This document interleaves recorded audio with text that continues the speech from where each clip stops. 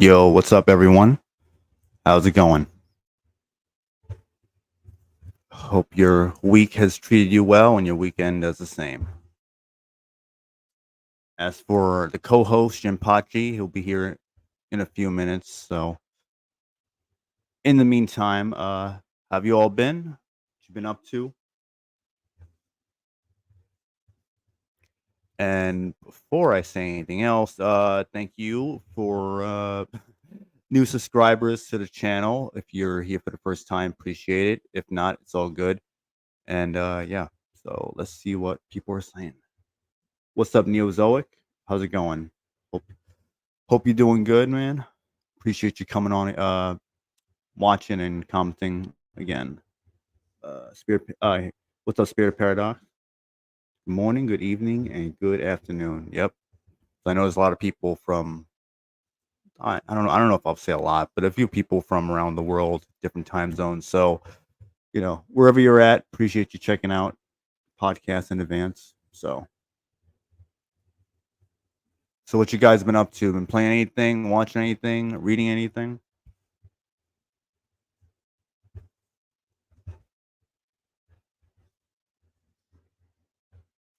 I actually was playing the Romancing Saga 2 demo a few days ago, but I didn't go back to it. Actually, I wasn't playing anything in a few days, but I was playing that during the week, early in the week, I would say. So I'll probably continue it, probably like later today, maybe tomorrow or something. I know they have the what's it called, Metaphor Refantasio demo, which I heard is a pretty long demo, from what I understand. So that'll probably keep me occupied for a little bit. So hopefully that ends up being good. And hopefully the localization is good. That's like my main concern is localization or any censorship. So hopefully that won't be an issue. But knowing how Atlas has been as of late, yeah, I'm kind of fearing for the worst when it comes to that because the game looks really good, like the art style and everything, and the combat looks cool. I wish it was. I wish it would look less like. Let me rephrase that. I wish it wasn't so reminiscent of like Persona 5. It would have like its own like more of its own like look and feel to things. But maybe I'll feel a little different once I play the demo. So what's up, no name? Oh, Diablo 2? Nice, nice. That's the old one. So but I think that was probably when Diablo was actually good. At least as far as what other people probably think of it. So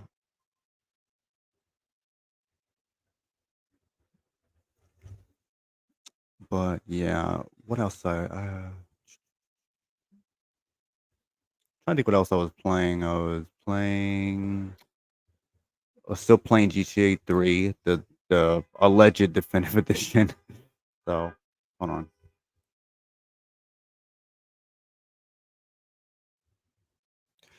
Sorry about that. People got to make noise outside, of course. That's how it is in the city, but yeah. What's up, Chronospin? Maybe I'm saying that right. Chronospin. Yeah. I've been playing Soul Reaver on emulator. Nice, nice. Unfortunately, the remaster is censored. In case anyone doesn't know, as far as I know right now, they censored a statue within the game that looks very manly now, opposed to when in the original game it clearly looked like a woman. Now it has a manly looking face, no hips, broad shoulders, and everything. So statues are not safe from censorship, unfortunately. So that's where we're at in gaming, where they're not only censoring characters, but they're censoring statues. So sad times, but best year in gaming, best time to be a gamer, or whatever else people want to say. Octo Commander, what's up? Drawing and working, nice, nice. Uh, Spirit of Paradox. I got Soul Reaver 1 and 2 plus Blood Omen on my PS3/Vita. That's good. That's good. That's nice. Those are good games too. I wish they would just port them over to PS4 and PS5 instead of just doing a remaster that ends up censoring everything. Well, I wouldn't say everything, but a lot of things, a lot of unnecessary things being censored. So I rather them just do what they did, where what they did with the PS3 and Vita versions. So, and it's weird because they still emulate.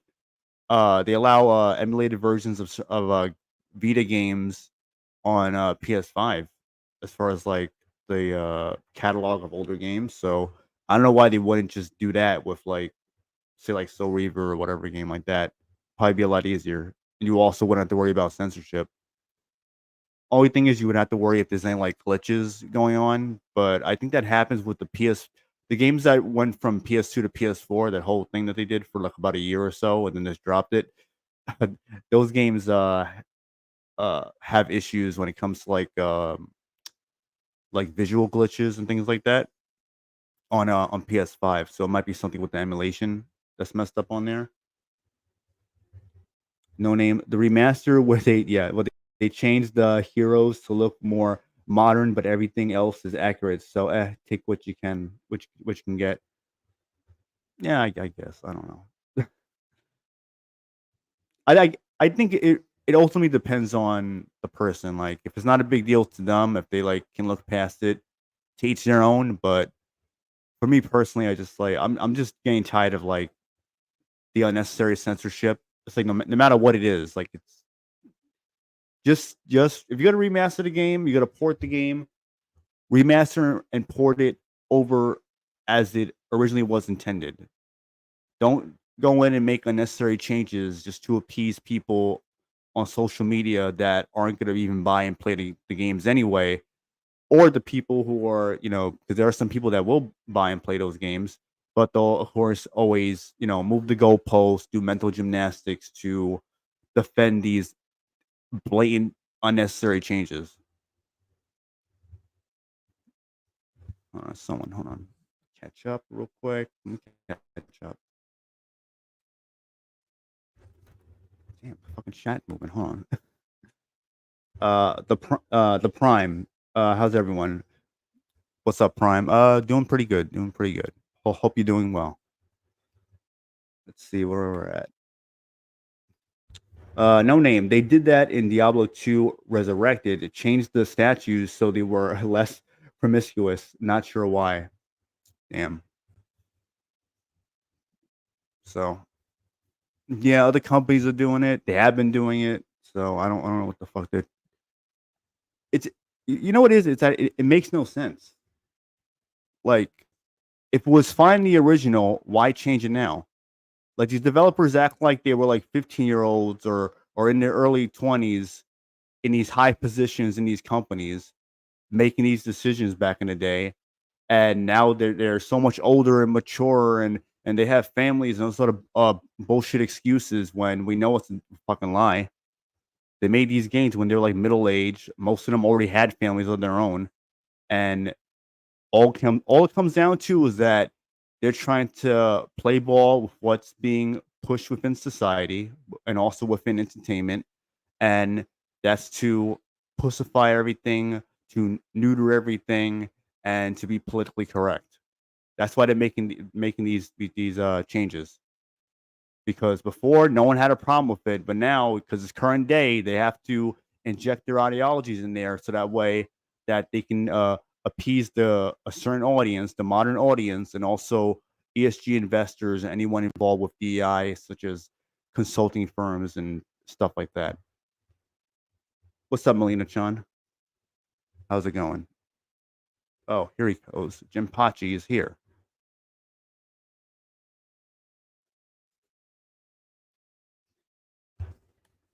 Say his name and he appears. Come on now. There you go. There we go. Yo, what's up? You're finally here. Say his name and he appears. No, stop. I believe in Jinpachi.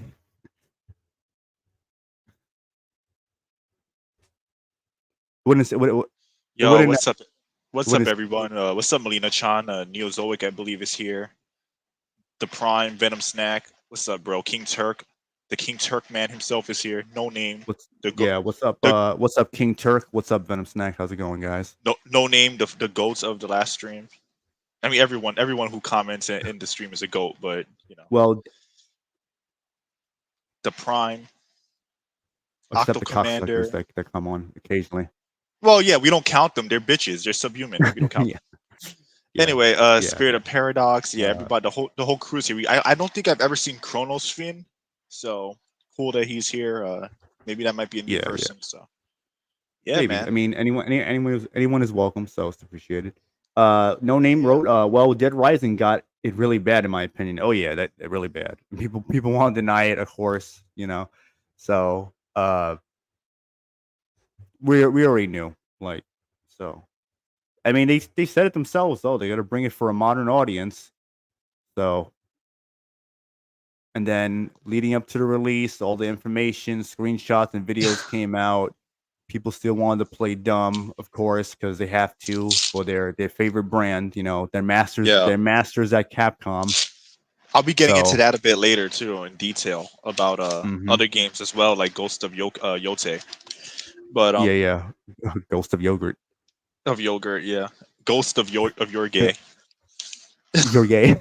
Yeah. Ghost of your gay. But you know what? I just think it's kind of funny, right? Because like to me, whenever they say modern audience, I think of like a traitor who would side with the aliens, Right. Like, yeah. It's like the guy in the movie who betrays people because for some reason he thinks that working with the aliens is the best decision. That's what I think of. For some reason, my mind always goes there. Or it'll be like the equivalent of Doom, where somebody sells you out to like demons. I'm like, all right. Yeah. Especially when a source is supposed to be trusted. Like, Capcom has lost so much good faith with me in the last 6 years or so. Like, I'm not gonna pretend everything they did was absolutely bad because I do like things about some Capcom games that have been released. They're not overtly bad in any way, but they've just played ball with this stuff, and I feel like my enjoyment of a series cannot supersede my I don't want to say my morality because that sounds kind of fucking like it does sound kind of cringe, but like I don't want to I don't want my values, yeah, because I don't want because I like Resident Evil that means I'm okay with Joe being a girl boss, or I think that it's okay that they're that's exactly how I feel. Or I'm okay with, for example, Ashley being Ashley being nerfed and Leon and Ada being made they took away her femme fatale nature and made her just a boring spy with bad voice acting. Like I can't I can admit that a game can have good gameplay, even graphics. Yeah. I cannot hate everything about it, but I'm not gonna let the bullshit that they do supersede my values because I need to like and play the new fucking game. Like, what kind of slave mentality is that? It's actually kind of sad, to be honest. Right, and they'll be and the same people will be like, oh, but what about the gameplay? Is the gameplay good or whatever? Y'all ain't talk about the gameplay. That also matters. Y'all worried about all this other stuff. Whether you're playing as a woman or you can see under her skirt or whatever, or if y'all can jerk off the pixels and shit like that. But what about the gameplay though? Yeah, I'm gonna turn my brain off just because the gameplay is fun. You know what my thing is? How fucking retarded these people have and how these companies have them in a stranglehold, and these people are like unwilling to fight back against it. Like they'll just allow it. They'll allow them to grab them by the neck and just pour whatever slop down their throat. But no matter what, like these companies can say the most foul things. They can openly be racist or whatever it is they may want to do. Like Neil Druckmann can just say like, I hate all blacks, and there'll still be black people fucking buying their games and supporting them and defending them. Well, I remember with Catwoman, there was that thing where I saw a reviewer of the Batman say he literally said, I don't think Catwoman meant white privilege when she said white privilege. And that shows you like the mental gymnastics people are willing to do for real, like for these things. Because again, look, yes, you're playing a game, you want to be entertained, but I don't know about anyone else, but when I'm playing a game and there's some roll your eyes girl boss moment or some bullshit like that, it actually does take me out of the game because it's reminding me of modern real world politics that are built off stupid narratives. So you can argue, it's about the gameplay, it's about this or whatever, blah blah blah, and it to me it shows me that people don't stand for anything. That's really the sad takeaway that I have. That if they put Mhm. flashing lights in front of Yeah. your face, they can tell you how to think and do whatever they want to do to you. So, you know, with all these Yeah. with all these games that have n- that, yeah. Well, no, I go was ahead. just What were you gonna gonna say? read Neo's question, but you can finish what you were gonna say. Well, I was just gonna say that, like, yeah, a game is supposed to be fun. You play the games for the gameplay and the fun factor, but they're negating the fact that being preached to by activists ruins my fun. If I play a game and it's a remaster of an old game and you cover up the female characters, it's not so much that I wanted to jerk off to them before. It's just, why are you covering them up? Why are you doing these things? Why are you Mhm. changing a character? You're basically telling me that you don't like me and you don't want me to see something that is attractive. So that takes me out of the game. It's not so much that I even cared that much before. It's more so just that it's not so much that I cared before to the point where I was like ogling after these women. It's just the fact that you're trying to take it away from me because you hate me, because you hate my Mhm. demographic of gamer, which is a man. And I find Yep. that to be the thing that takes me out of the game. So I think there's a lot of disingenuous talking points and a lot of A misrepresentation lot of bad actors. a lot of misrepresentation of arguments, because people love to they love to downplay and belittle arguments down to like asinine things like that. And I think that, you know, it's convenient to their narrative. So Yeah, I'll that's leave it at that. You can yeah. read Miyazoki's question now. All right. Well, I'm sure you have a lot to say about this. Remnant and Jinpachi. I don't know if you have seen the Rocksteady comment. I'm assuming that's about the rumor of a new Batman game that they might do a new one. Yeah, I heard a rumor of them doing a new Arkham game. I don't know if the comment is related to that, Neozoic. You could refresh me. It might be that I've seen it and kind of forgotten about it. But as far as the new Arkham game goes, I have no faith that they're gonna properly execute on that. And if they're gonna remake Arkham Asylum, say goodbye to Harley, because Oh yeah. Dick Harley, they're gonna Poison Ivy, the way they're dressed in that game, the way their models are constructed. Um, good luck thinking you'll get something even remotely close to that. And I guarantee you, if they make an Arkham Asylum remake, I have no faith that it won't be a buggy mess. Because, like, again, it's like Oh after a yeah. while, you should see the pattern of like what they're doing. Like, and I'm not when I say what they're doing, I don't even mean Rocksteady specifically. I mean gaming as a whole. You just look at what these major companies are doing. A lot of these remakes are buggy. They have bullshit in them. Um, even in the remaster of Mass Effect, they changed camera angles because Miranda's ass hurts people's feelings, even though that's a game where you can romance and have sex with these characters. Like, so when I think about Harley Quinn, especially because I'm a really passionate Arkham fan, as anyone can see by my channel, I look at how her model looked. First off, like, she's the thickest Harley in the entire series is actually in Arkham Asylum, and it's been like slowly like more streamlined since then. Her portrayal of being like Joker's henchwench, Poison Ivy's, very very provocative attire. Like, if you think that that's gonna remain the same or won't be changed or nerfed or altered in a way to make it, to nerf it for fans or to like make it like less sexualized, then you're mistaken. Like, but again, even with something like that, people will be delusional and go crazy trying to defend it. So, you know, I feel like we know what's up, we know the pattern, and they're just gonna keep on doing it till they're blue in the face. Oh yeah, definitely. That's gonna happen. Um, the Prime. He said now she's the lead in 3 major franchises: Dragon Age, Mortal Kombat, and Ghost. Given that she's an activist, she likely did a lot of favors for others. Oh yeah, yeah. Because activists are probably like the biggest hypocrites. Like Anita Sarkeesian, like talk about men this, men that, man bad, sexualizing women and shit. You be seeing her fucking tits are showing. Got They're okay with her sexualizing hair's themselves. done. Yeah, her hair is done. She got Look. a cake full of makeup on her face. Like Bro, here's the funny thing in all this, right? This is like the most fucking hilarious thing to me. Women play ball with modern beauty standards, but it also hurts their feelings that men have a male gaze. So they'll go, according to them, so they'll go out of their way to nerf things when they know that males enjoy it, but they still seek attention.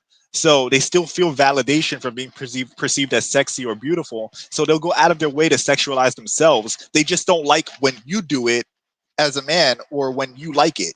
So if a developer makes a game like Stellar Blade, it pisses them off because they look at it as a misogynist and sexist or whatever bullshit they come up with. But at the same time, deeply at a deeper level, they want and yearn for that attention, yearn for that value. And they'll fucking dress provocatively, wear makeup, do their hair, and then still go on camera and act like a feminist with their tits hanging out, which is hilarious to me. It's like the lack of Yeah. self-awareness and accountability is mind blowing. So Mhm. I get that some women, because look, women want to feel beautiful, but I think that the more you ask, like, it's like one of those things where somebody taught me when I was a little kid. He said, whenever you want to get to the bottom of something, keep asking why. Whether it be an emotion, whether it be a thing that you want to understand, just keep asking why. And the deeper you go with these questions, at the heart of it, it's because they seek validation, and Mhm. male gaze is validation. So you can say you hate it, but then you sexualize yourself because on a deeper level you still want that. I mean, obviously there are Yeah. outliers like lesbians and shit like that, but I'm not going there. I'm talking about like specifically with these activists. Mhm. And it's just hilarious to me. I just want to say one more thing Yeah. about Rocksteady with Suicide Squad. Yeah, I saw the new. So I also forgot about this. My memory got jogged with Deadshot's daughter, and I'm like, who the Oh, fuck? yeah. Who the fuck wants to play as Deadshot's daughter? Like, why the hell would I ever want to do that? Like, even if you're a female, all right, I'm gonna put it this way: even if you're a female gamer, why would you ever want to play as that female character? Like, You're right. I really want to know the answer to that. Of all the badass female characters, who says I want to play as Deadshot's daughter? And the only reason why they're pushing that is because Deadshot's daughter is black. So it's perfect, right? Because she has Yeah, like he the got relationship. race swapped, so of course she had to too. Yeah. Yeah, so she got race swapped too, and then they had the movie that came out, the Suicide Squad movie where he's Will Smith and stuff. So not that there's anything wrong with her being black in the sense that she could be a black character, but my whole point with this is that it checks the boxes for them. Why introduce another character and race swap them when you already have race swap Deadshot to make a female millennial age? By the way, she's millennial aged. A Yep. female millennial aged black woman in Deadshot's daughter. But That's again, still gonna bring players back. that takes like a layer of thought where it's more nuanced. You have to, like, when you think about it, right? So on the surface, people say, you don't know that. You don't know for sure. I mean, of course, I'm not in their fucking heads. I'm not psychic, but there's a pattern. It's kind of like that. I told you this, Revenant, the other day, and it makes me laugh. I'm gonna make a meme of this, by the way. But it's like you see a cave. There's a blood trail leading to the cave. There's bear claws all over the rocks. There's skeletons everywhere. And then the person on the side of you is saying, and I'm like, oh, there's a bear in there. I'm not going in there. And they say, how you know there's a bear in there? It's like, I'm not 100% sure, but I think that there's a pretty high fucking chance that that's what's going on there. But again, that's the kind of people we're dealing with. So it really makes me laugh, man. Yeah, it's crazy. It's sad, but No Name wrote, I don't like how they are sapping the charm out of their properties with these remakes. Yeah. That's pretty much what they're doing. That's why Yeah. like Capcom, they're probably gonna do, which I'm sure they will, do a remake of Devil May Cry 1, get ready for a lot of the charm to be on. You know what? Get ready for something to be taken away that was actually in the original that people enjoyed, and the simps are gonna act like I never liked that before. Actually, that was a problem. What Capcom did with the remake is so much better. Like, Yeah. because What they're they're gonna really have saying is recency bias to everything. what they're really saying is I used to be straight, but on further inspection, I really want to play modern video games. So I decided I'm gay. That's basically what they're doing. Yeah. But Turns out I was anyway, gay. but Neil Zoke had a question. I just don't want to leave him hanging here. Revenant and Jinpachi. Hold on, give me a second. Revenant. Hold up. I'm all over the place on the chat. Revenant and Jinpachi. Fun question. Which game features female android set in the post-apocalyptic world would you rather play? Nier Automata or Stellar Blade in terms of story, gameplay, etc.? So I think we might disagree on this one, Revenant, and I have a feeling we might. I prefer Stellar Blade because I like that style of gameplay more, and I do like it's hard to say because I also like Tubi, but I kind of prefer Eve's design. I like her outfit. I actually You like still gotta the play way the Nier Automata though. I keep telling you, you gotta play it. yeah, It's really yeah. good. I gotta. You'll probably enjoy it. I know. And But I just if you like 2B's design, you'll like the game. And also it's I Platinum Games, so if I'm I not tried mistaken, playing. you liked some of the games. I like a lot of the games. I tried playing it. I couldn't get into it. I still should Yeah. play it, but as far as like which one I'd rather play and which one I prefer, I would argue it's Stellar Blade. But Revenant's right. I do have to play Mm. through Nier Automata. But I do like 2B's design. I just find like the kind of gameplay you get in Stellar Blade, like more of like a character action game, is more my speed. I like Mhm. RPGs, but I like action RPGs, but Stellar Blade is a little lighter on it, and I kind of like it's a little bit more, it's more gory. Um, I like the world setup a little bit better. So there's a lot of Mhm. things that I That's fair. like on the surface, at least on the surface level. There's a lot of things that I like more about Stellar Blade, but you're absolutely right. It doesn't mean Nier Automata is bad, and I do have to like actually finish that game because I tried it and I kind of just like lost interest. But you're Mhm. absolutely right there. Yeah. Maybe you'll enjoy it the second time around. You try it. But Maybe, especially um since there's nothing to play now, nothing really like yeah. substantial anyway. So From what I remember, I know on the base PS4 the frame rate was fucking terrible, and I found it odd no reviews ever mentioned about talked about the frame rate in that game. So I don't know if it improved with the PS4 Pro or especially even now if you play it on PS5, it's any better. Or like, Xbox X or whatever was the upgraded one. Was it yeah, whatever. That the Xbox One Pro, whatever they want to I forgot what they call it. The X. I don't know, Xbox whatever. One X, There you Xbox go. One Yeah. X. Yeah. Or the Series X they got now, but I would hope it's better. But yeah, from what I remember, the frame rate was kind of ass. So that was like my main issue with that game. But other than Um, that, it's actually very good. But let still, me you let can't go wrong with either game though. let me address something. Emerald Horus says you haven't played Nier Automata. No, I've played Nier Automata. I just dropped the game. Not that it was bad. I just didn't really like. It just didn't resonate with me enough. But it wasn't bad in any way. I just kind of like was playing other things at the time. I did play it. I just never finished it. I never really got like really into the game. It's far into the game like that. So to be fair, I did actually play it.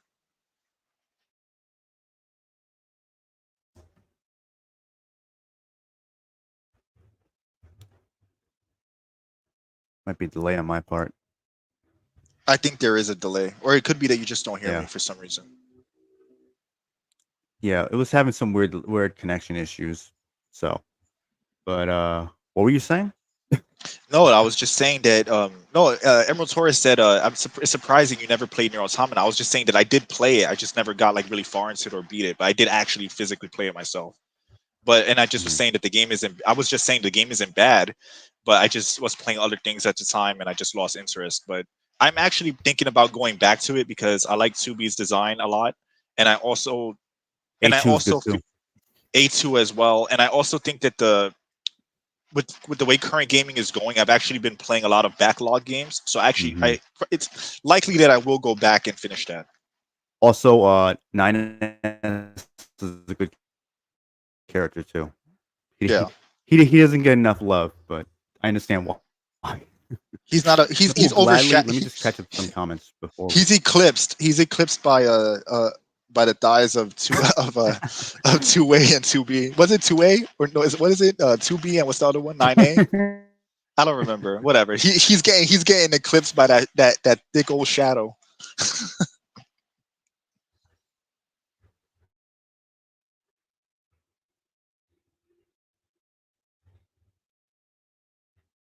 Damn, this connection Yeah, is my A2, ass. A2, Fuck. A2. It's A2. It's A2. That's who it is. Mm-hmm.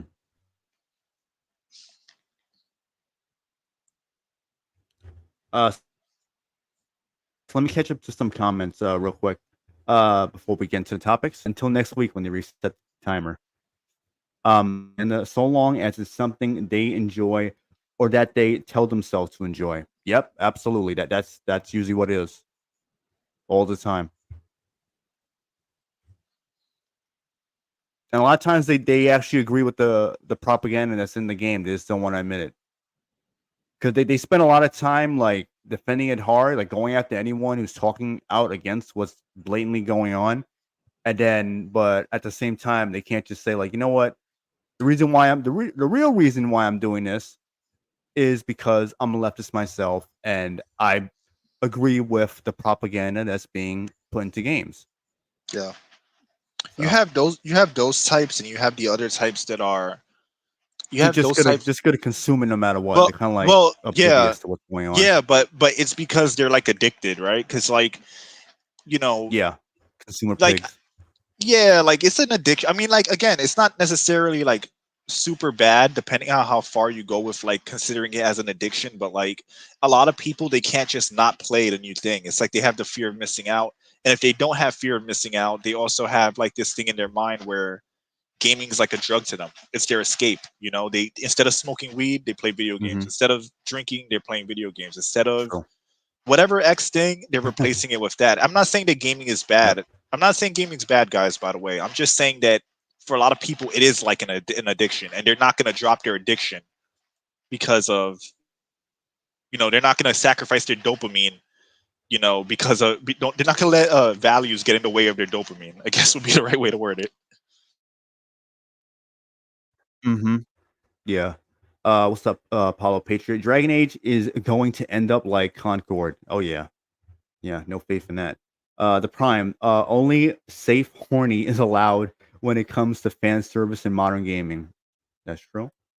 Uh Chronospin. No Kevin Conroy, no Batman. Yep. I agree. Especially if they want to do a remake. So No, and not it's just it's Kevin, not gonna be the same. not just Kevin Conroy, but even Tara Strong. Like Tara Strong is decent as Harley, Oh but yeah, she's that not. too. She's Yeah. not. She's not Arlene Sorkin. Like you play Arkham Asylum. Arkham Asylum. Arlene Sorkin has such an like. She has a special quality to her voice that Tara Strong did not replicate. I don't dislike Tara Mhm. Strong as Harley, but she's to me far below Arlene Sorkin. Arlene Sorkin had a genuineness to the character that Tara Strong is just imitating. She doesn't actually Yeah. encapsulate well. She And sounds drunk playing Harley now. yeah, exactly. And I'm not feeling. I'm not. And then it got her. I heard Harley voice has gotten worse over the years. Mm-hmm. 'Cause it wasn't always It's like that.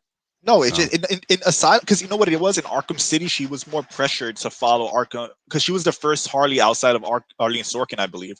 So there was a Mhm. lot of pressure to like try to emulate that as much as possible. But I think she's gotten complacent. Yeah. Um, Now she's trying to do her own thing, which isn't it's um, not as good. the Prime.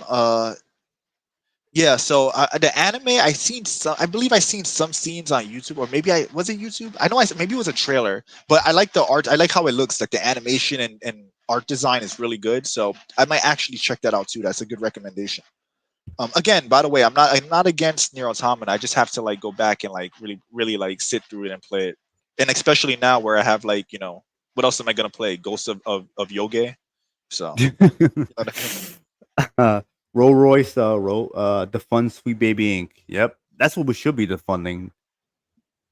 yeah. These people like Erica Ishii wanted to fund the police, but to get in a fight with her girlfriend, she'd be calling the police real quick. Yeah. So It's what they're big what they've been conditioned to believe sounds good versus what the actual reality is. mm-hmm. It's like when people say, I've heard people say like when it comes to like police and like and not just police and shooting, but they say, oh, like why didn't he just shoot him in the leg? And people don't understand that life is not like a video game. First off, if you shoot them in the leg, I'm just using this as an example because it just reminded me of the cognitive dissonance going on. If you shoot somebody in the leg, you can still sever their artery. Not to mention, if you have a berserk person fighting you and trying to attack you, it's going to be extremely hard to aim at their fucking leg in a correct spot to shoot them without blowing out their artery. So I think that like Yeah. just with violence, with reality, people they're blinded by like their lens of politics, right? Because there's even some Mm-hmm. things that are like I try to look at things like for what they are, right? So that's why like for me, like I don't necessarily agree with everything that is necessarily right wing, but like I try to Yeah, look at neither. things. I try to look at things within the realms of what is reality, what is the truth, and I think a lot of people are unwilling to do that because certain things hurt their feelings, you know, Yeah. and that's one of them. That's And one of those Democrat things where it's like, oh, politicians want to sell people fantasy ideals and shit that's usually not plausible or logical or really or even just simply in the realm of reality that makes sense, but they just want to tell them whatever sounds nice. Communists selling an ideology and a utopia that's unrealistic. Who would have thunk? Yeah, right. Spirit of Paradox wrote, rumored Deathstroke and Bane movie in development. Thoughts? I would find the Deathstroke movie Hold more on, interesting than that was Bane. pretty funny. But The Prime said what? Erika Ishii's girlfriend Dem Fatale. I don't know why. Oh my god, hold on, where's that? I'm kind of behind on the chat. Dem Fatale. Yeah, I see. Yeah, Dem Fatale. It's always going to be the torso. Exactly. That's why, like, the torso is it's like with snipers. A lot of people assume they always go for the head, but in reality, the torso is usually the target. Let me see something real quick. Rest in peace to both of them. So I'm sorry, Revenant. You could continue about Deathstroke and Bane. I cut you off there.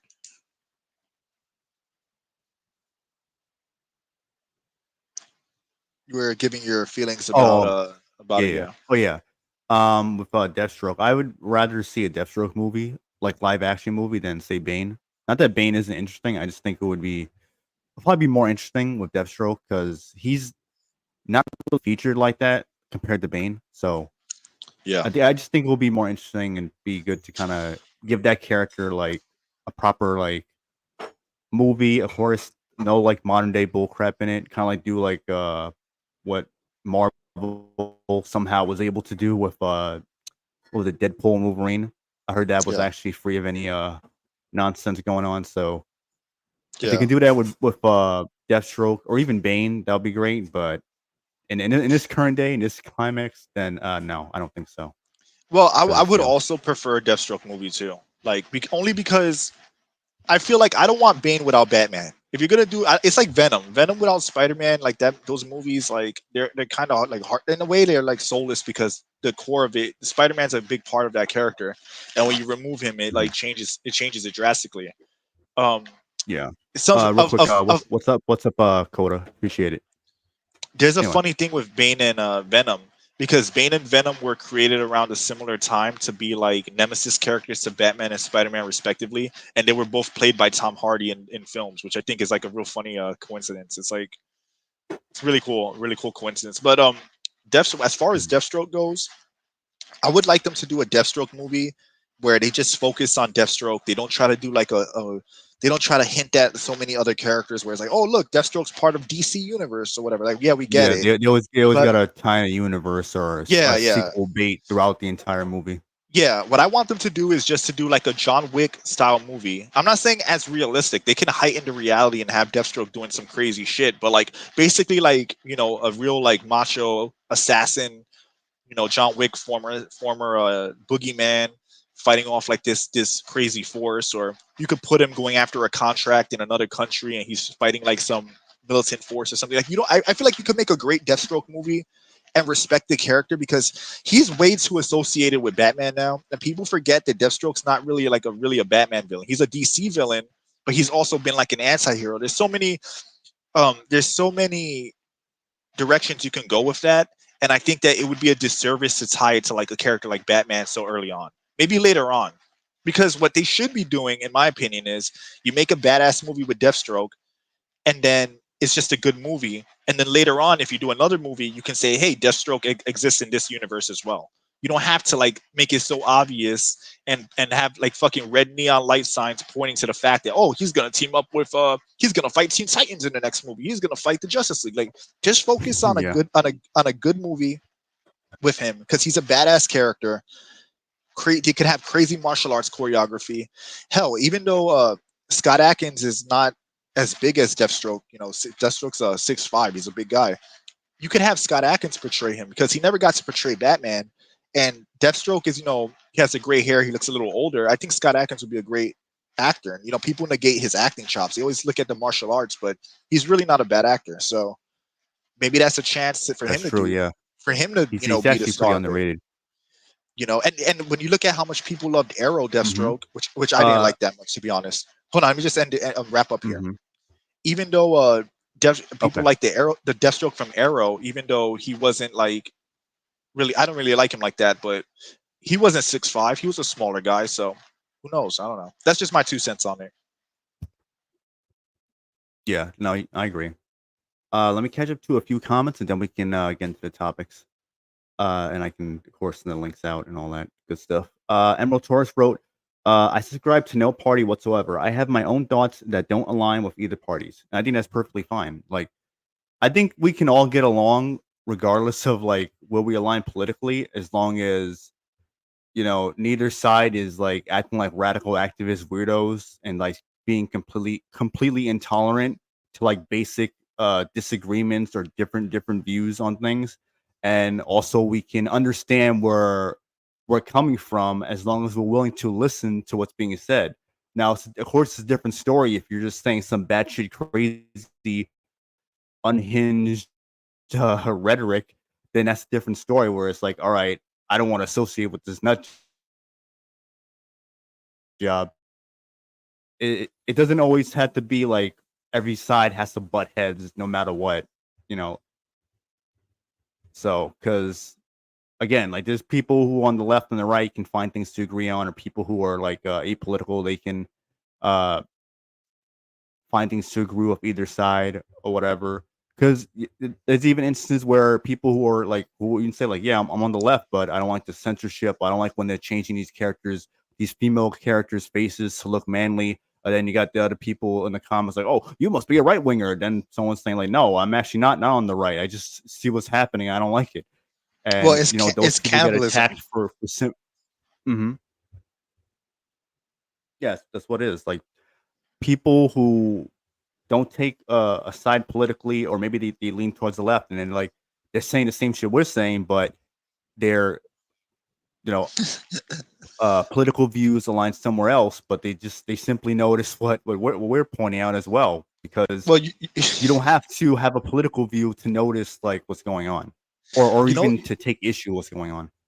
you know why I'm laughing, bro? Because it reminds me of Tulsi Gabbard. I remember I had this conversation about her, where Tulsi Gabbard, is a she's out, she's known, she's revealed that she's a lesbian. It's not a Oh secret. yeah. So, and I think it's funny that I remember before she converted parties, I would tell you all the time. Remember the conversations we'd have? I said like Tulsi Gabbard's a Republican, and the only reason why she's not a Republican is because she's lesbian, and the left are the ones promoting all like the gay, marriage, gay stuff, or whatever.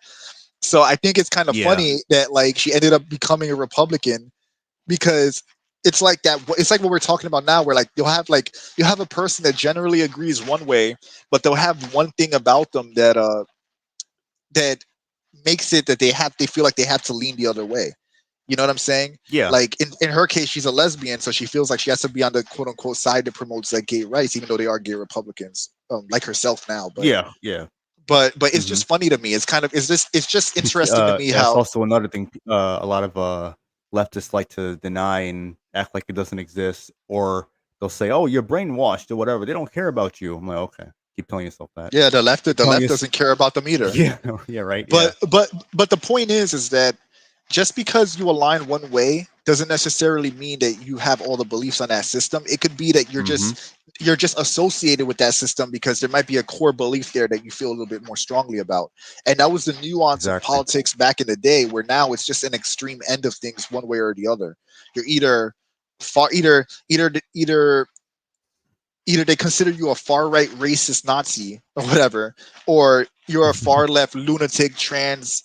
I'm a man with balloon tits and a wig on, like psychopath and stubble. Like, meanwhile, most normal people that don't yell on the internet are somewhere in the middle, but they feel pressured to vote one way or another because of key specific things. Which is why I would like, in a perfect world, they would abandon the party system to a certain degree, and candidates would have to run specifically and solely on their policy that they have come up with, meaning that people can vote for a person that might have all the things that they align with, instead of having to say, yeah, I align this way, but because they're Republican, they're against blah, blah, blah. Or I align this way, but because they're a leftist, they align with blah, blah, blah. I think like having like focusing more on the issues themselves and the specific person in office's beliefs would make for a better presidential candidate and make for much more nuanced elections and better elections. But that's just a whole nother thing entirely. Yeah, no, I agree. So let me catch up before we start because Neil Zook has a question and I see Venom Snack wrote something. Off topic question. Did you think Christopher Nolan's The Dark Knight trilogy is partially to blame for starting the whole let's make Batman being very realistic? Hold on, he also adds the reason I ask because recently that was Matt Reeves the Penguin, where Matt changed Penguin's last name, changed from Cobblepot to Cobb to make it more grounded. Yeah, I because actually agree. surely, I think yeah, it definitely had an effect on a lot of those type of like adaptations going forward. it definitely did. Well, remember they were always operating under the lie that if superheroes weren't realistic, they'll be considered corny. Even though nothing has ever like explicitly stated that. It was just an opinion that Hollywood had forever. Because it's funny that Yep, they wouldn't put the characters in their costumes back in the day because like X you Men. know, like X-Men because they thought oh they're corny or whatever. And they were riding the Matrix hype, right? Everything was like black leather, sunglasses or whatever. Yeah, And remember that was a style at the time. yeah, exactly. I remember Blade as well. So to me, it's more so that there was this false narrative that you had to do this, and you see with modern Marvel, even though they fucking suck, you've had costumes that look more comic accurate. They look great, like Captain America. A lot of his costumes look good. Iron Man, Wolverine and Deadpool both look great, and they're not exactly comic accurate, but they're pretty. Especially with the Wolverine suit, it's pretty close, and Deadpool. So I think that it's just a false narrative that if they don't make it realistic, it can't be taken seriously. And they forget that the driving force behind movies are characters. Because, like, remember, Toy Story is not realistic, but people love those movies because of the characters. So Mm-hmm. there was always this underlying force of this underlying ideology, I guess you would say, in Hollywood, where if you do a superhero movie, it has to be grounded and realistic. And I do like the Nolan trilogy. I think the Nolan trilogy is great, but I prefer the kind of Batman that Affleck was. Maybe not the writing or him killing, but as far as him being like a heightened reality version of Batman, where you have this walking tank like smashing thugs and like over the top, it felt closer to the comics and felt more of what Batman should be, in my opinion. As far as Matt Right. Reeves goes, Matt Reeves is a fucking hack. He basically He really he is. copied Nolan's homework. It's like when you copied the other kid in your class's homework, and when the teacher asks you to explain your work, you can't do it. That's Matt Reeves. That's Matt Reeves the Batman. It's not real. First off, it's not realistic at all. It's just Mhm. not. But it's pretending to be realistic. While even though Nolan's movies were also heightened reality, and it wasn't exactly realistic, it was done more in earnest in comparison to Matt Reeves' The Batman, which is a hack job. That movie is a fucking hack job. Um, It definitely is. Batman Let surviving, me Batman surviving an explosion to the face with no shrapnel tearing his chin up, him walking straight up into gunfire, him surviving crashing while gliding when that shit would kill you. I don't care what body armor you're wearing. Like there's so much wrong with that movie. And again, you have like the brand loyalty, the newness hype or whatever. oh yeah. But like I guess what I'm trying to say is in regards to Neozoic's question, I think that it did start. I think that it just continued to trend, and I think that by now they should know better because of all the movies that have been successful up until now, and they need to really Mhm. stop focusing on this fake realism when Batman's not realistic. I'm just gonna say a couple more things, and then I'll move on from it. Um, First off, like when it comes to Batman, you're not gonna be doing Olympic caliber lifts. I'm talking about the comics, world class powerlifting lifts, and then be built like a gymnast and be an elite martial artist who barely sleeps with a 190 IQ. Is it possible a human like that could exist? For the most part, no, because just physically and you know, like the laws of nature would prevent a person from having that kind of physique or that kind of build anyway. The closest thing would be like someone like Brock Lesnar, but even then, like he doesn't have the lifts comparable to an elite power lifter, right? So Batman's feats alone are not realistic. Um, let alone being 190 IQ and also somehow being a billion. Like there's so much of it that's not realistic that you're already suspending your disbelief. So why does he need to be so grounded and gritty when all it does is, for the most part, disservice the character? And I'm saying I like the Nolan movies because the Nolan movies were well written. I feel like they were generally well written and had a good story, a good plot, good story. But to me, like, they just need to fucking stop. And I will leave it there.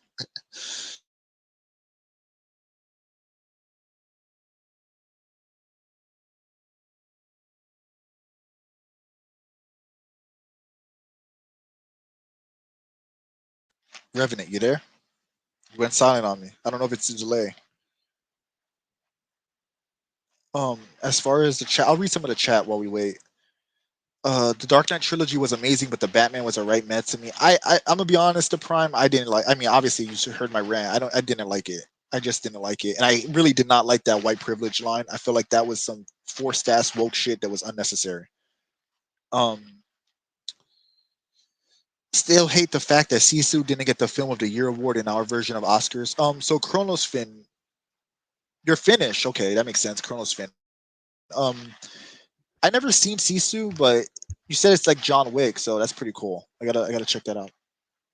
Sorry, I had to Wait, use the bathroom. you're good. You're good. Let me quickly read Venom Snack's comment, and then we can get into the topics. Yep. Go ahead. Yeah, Sure it's been thing. a little while. He said, "Culture war looks to destroy nuance, and it does get annoying."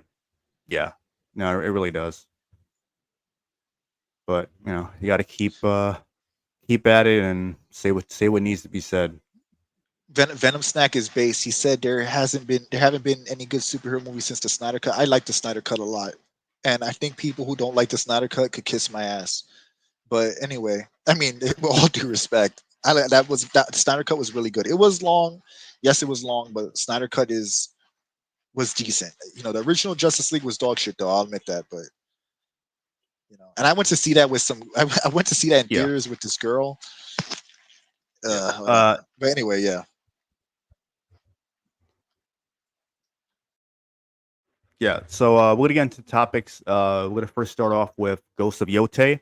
I'm gonna put the link in the chat, and I'm gonna send a few links out on X to a few people that I would assume would come on.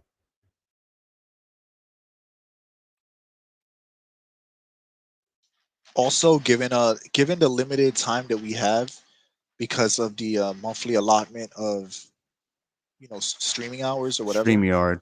the StreamYard Yeah. hours, yeah. Since we have limited StreamYard bucks, StreamYard hours. we're gonna try to keep things as concise as possible. I know we all tend to ramble on a bit, like I just was, so I'm not gonna I'm not saying we're gonna jump down Yeah, anyone's I'm gonna throat, have to but get Vince McMahon up in here. Shut the hell up. yeah, let's just try to keep it as concise as possible, or at least stay on topic as much as possible. Yes. Just because Yes. this podcast only has like about, what was it, like 4 hours left or something. So we have to. So we have like 3 hours left. So let's just try to. Yeah, I think we wasted one. No, it wasn't. But see, I don't look at it like that. I don't look at it like as a waste if it's an interesting conversation and people are enjoying the. Well, I didn't mean it like that. You know what I mean? All right, let me rephrase it. We put in 1 hour already.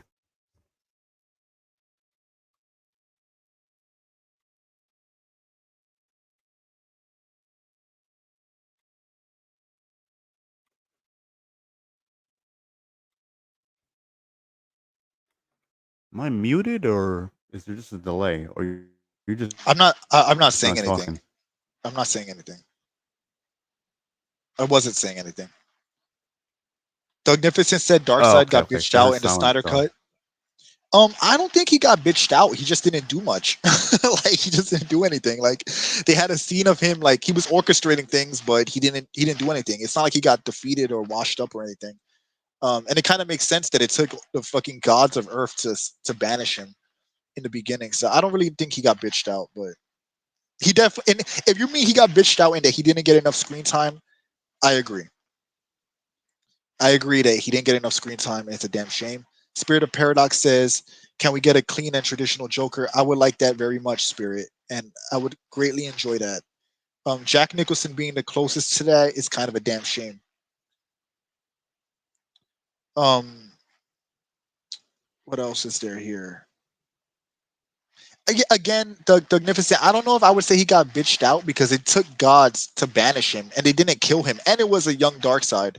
He was much younger. I forgot what his name is, his real name, but it wasn't like really like a true Darkseid anyway. But he should have gotten more screen time, and I think that he should have gotten his own movie. What's up, Spirit? Hey man, what's good? So Spirit Paradox. Got more news. We got loads of news this week. Hakami, Yeah, that we sure do. Hakami, that shit is based. Like, Yeah, what yo, up, the Hakami? whole Hakami. have we got Ubisoft in that? Magnificent. The Prime. Funnily enough, I was playing Metal Gear Solid 2 not that long ago, and I was actually showing one of my friends I was like streaming and they were watching watching in the chat and like the party thing, and I was showing an exploit against Vamp where you can like melee him to death. It's really cool. So, point is I really like that game. I was playing it recently, so that's pretty based. Anyway, continue, guys. What's up? Yo, what's up, Octo? Yeah, what's up, man? Spirit? Christian Frades. What's up, OC? Hi. Right. What's The up, Avengers are Christian? here. The based Avengers are here. Yeah. The Just Us League. Yeah, Just Us League. Yep. Us. And just so anyone knows who might be watching, if you feel like defending Ghost of Yote, and I know a lot of people did in the comments in my video on that game, so I don't know if any of you are here, which I'm sure some of you probably are. Defend AC Shadows or Sweet Baby Inc. Feel free to join, and I can always rotate the panel and just let you say what you have to say. If you feel very strongly about any of these topics, especially if you had a lot to say in the comments in the last video, so feel free to. Actually, I'm gonna post the link again. Fair warning, if you come on here and think you're gonna just talk shit and throw out a bunch in of case fucking, anyone missed it. If you're gonna if you do join, actually defend your argument, because if you come on here talking shit, you're gonna get your ass dogged up and then you're gonna get kicked out off of the panel. So make sure you keep your. You can't use the word bigot to silence people. You actually got to come up with some real substance, people. Actually defend your point. If you cannot actually defend your point without ad hominem, you will be kicked off and you're gonna get your ass dogged up. Just letting you know. Right. Yep. All right, so we're gonna start. That will be.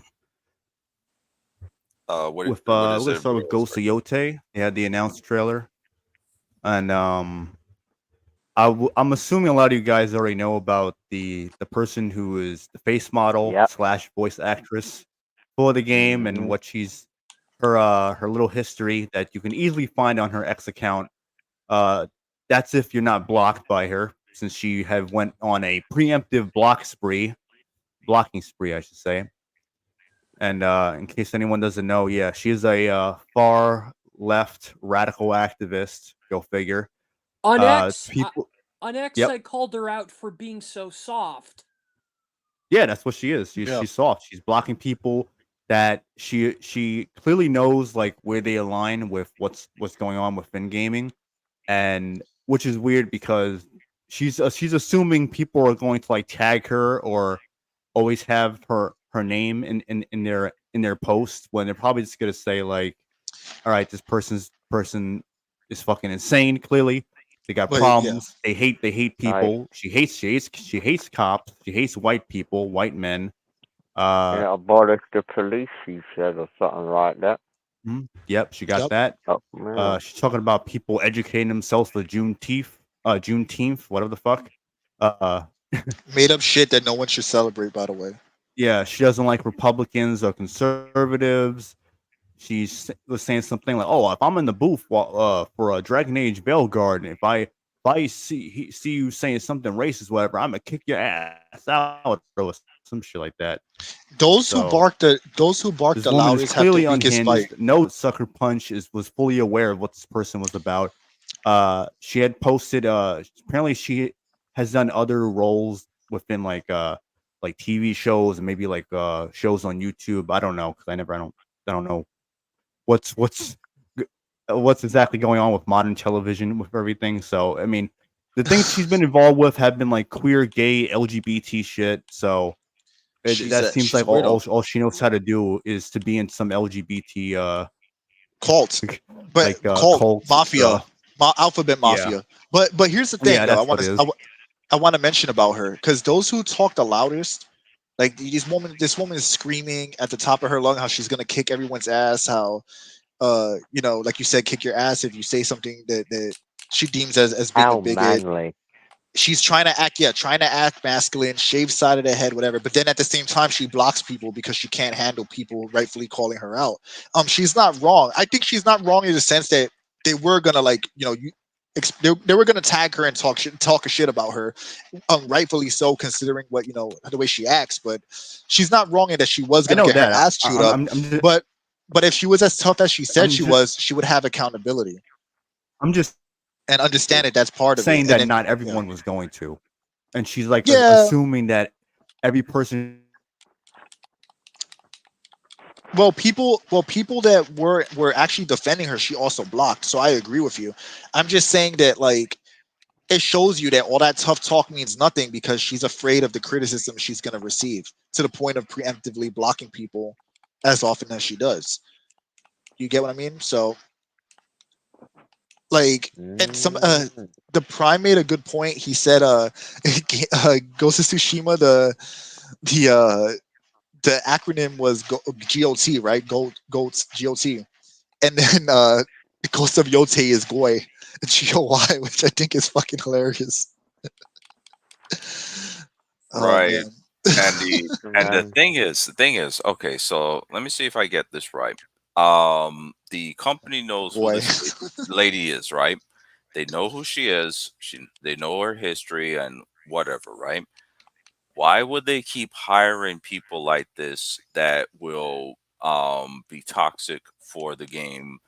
Number two, usually when people sign up for contracts with the especially working with a talent agency, usually there is a talent agency middleman.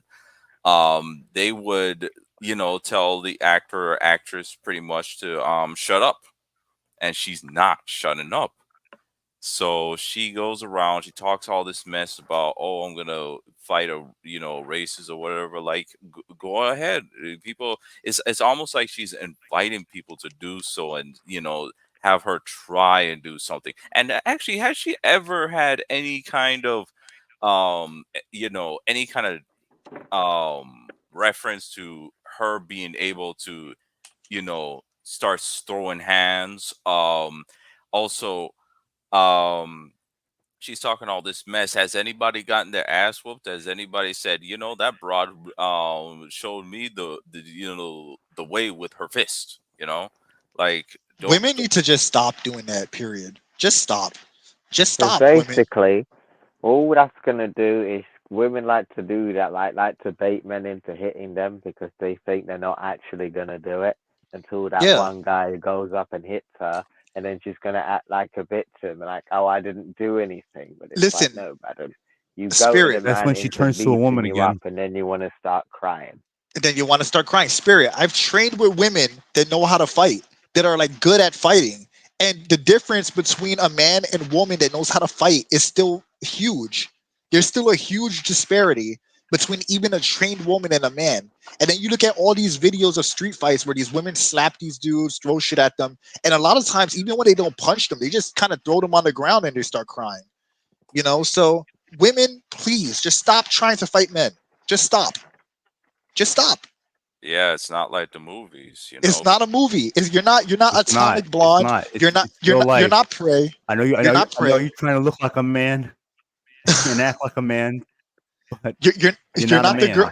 You're not the girl from Prey. You're not gonna beat a 200-pound tribal warrior. You're not gonna do it. Just stop. Women and men have different strengths and advantages. Just stop. Oh, you had to bring that movie up, didn't you?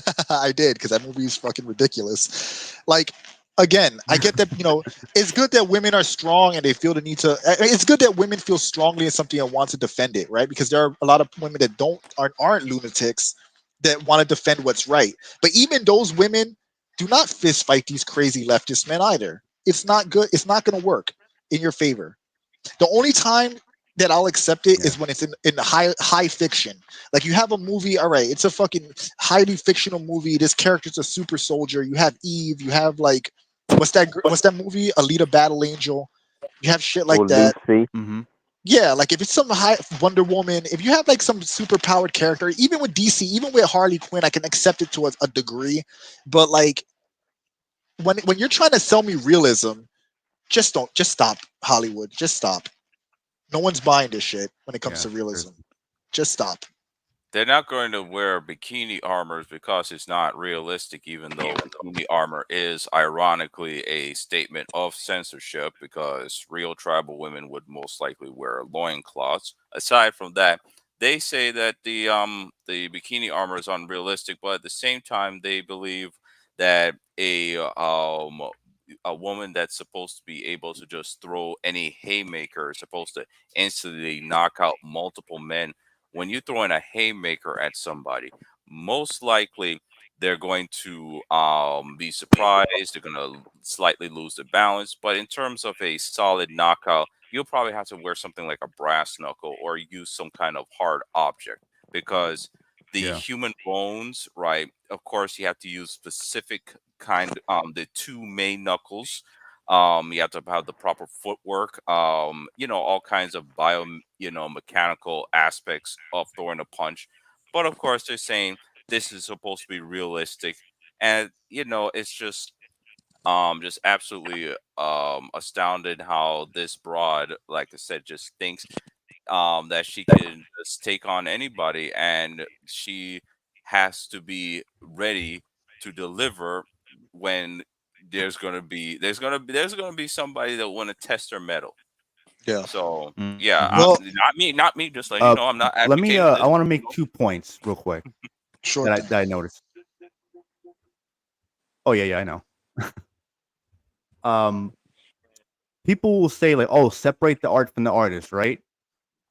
Conveniently, they say this with this person, knowing all the information that's out about this person thus far, which is more than enough for people to justifiably say, "I'm not going to support this game because X person or whatever is associated with it." That's perfectly fine. But people will say, separate the art from the artist. If this person was a Nazi and who was racist, openly racist towards black people, would you then to these people who say this, would you then still say separate the art from the artist? Would you also not do what other people are doing, where they are pointing out that this person is a far left radical activist, and that Sucker Punch willingly brought this person on board to be the main character for this new game, and will undoubtedly be the main face of this series going forward, because they're pushing that man to the side like they do with all these other games now, just like the movies or TV shows. They introduce the series with a man, and then the sequel, they bait people in, and then when the sequel comes out or gets announced, now you got a woman now. And then you rarely, if ever, see the man John Wick appear ballerina again. John Wick ballerina. Yeah, yep. Or the Matlock reboot that they got going on. Yeah, like I on said, on top of all that, Yeah. when people say, just my last point with that, because continue, this go ahead. actually happened just like a few days ago. People say separate the art from the artist. People are going after the composer for the original Tomb Raider games because they found out that he is a Republican and is a supporter for Trump. And I like what he did on his account, where people were thought, oh, maybe he was hacked or whatever. He posted a short video on X, where he has looks like a sticky note where it says, "Were you hacked?" And he just shakes his head no. And then people are saying, "Oh, well, I'm gonna play Tomb Raider now with the on silent or whatever, with the music cranked down to 0 and shit." But look, considering, but I agree with what she's saying, and they simply can't admit it. What we got to consider here is that anyone who's not far left, they consider right wing. You could be a guy like PewDiePie who just wants to have a family and he fucking and the kid would be live with his wife and kid, and they're calling him a Nazi. So these are the people that think you're a Nazi, and they can't separate the art from the artist at all.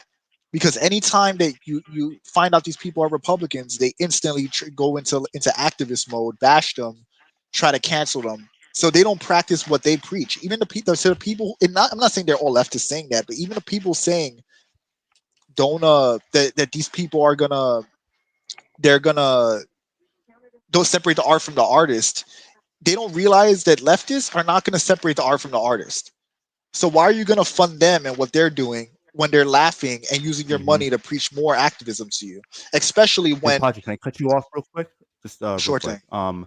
To what Aura Love Stick Dies said about J.K. Rowling with Harry Potter. Yeah, what they did, they went after that game because of J.K. Rowling, what she said, which was not wrong. Even though still fuck J.K. Rowling because she was a crazy leftist and now She she's still just getting is. eaten by her own people. She Yeah, still is. and she was also not even associated with the game. She had no part within the game. They also went after Atomic Heart because the developers are Russian. They also went after Yoshi P with Final Fantasy 16, saying that it Stellar was Blade. racist because there was no black characters in it. Stellar Blade. They do this all the time. They're the ones who can never separate the art from the artist, but then they expect us to do this and the same thing that they're and telling back to what I us was when it's the other saying, way around. and back to what I was saying. When you separate the art from the artist, then you're funding their propaganda. Then you're giving them money to preach more activism to you, and they're not going to spend a dime on you because again, they think that because you have a wife and have a kid that you're a Nazi because you have a normal. If you're a white male and you don't want DEI shoved into every property, if you don't want every series replaced by a woman, they consider you a Nazi or a fascist. These are the people that want you to separate the art from the artist. And to the ones that are in the middle that just want to play the games that they don't really they don't really care like that. They're just saying that I just want to enjoy the game. You're funding them preaching down their hatred to you. Mm-hmm. And that's what I call separating propaganda from the propagandist, and you can't do that. That's very true, Christian. You're right. Very true. Yeah, Very yeah, true. exactly, Yeah. exactly. Yeah. I agree. Yeah. And the other thing about this game itself. Okay, so here's the other thing why I find it hysterical that these people said "quote unquote" realistic. Okay, first of all, we got another case of a female Japanese woman in ancient times being hyper masculinized by these confused people in the left. These people are so obsessed with their propaganda, they circumvent the aspect of how a Japanese woman would portray herself in that time period. This is supposed to be like the 1600s. And the thing is, I'm seeing a picture of her using a matchlock and whatever. And of course, that's when the Portuguese introduced the guns to Japan. And this seems like the Sengoku era. And I have to look back into it. But when it comes down to it, they're talking about realism. But of course, a woman in ancient Japan wouldn't be dressing up like that, especially that time period. And I don't care if she's even fighting, even if she was a,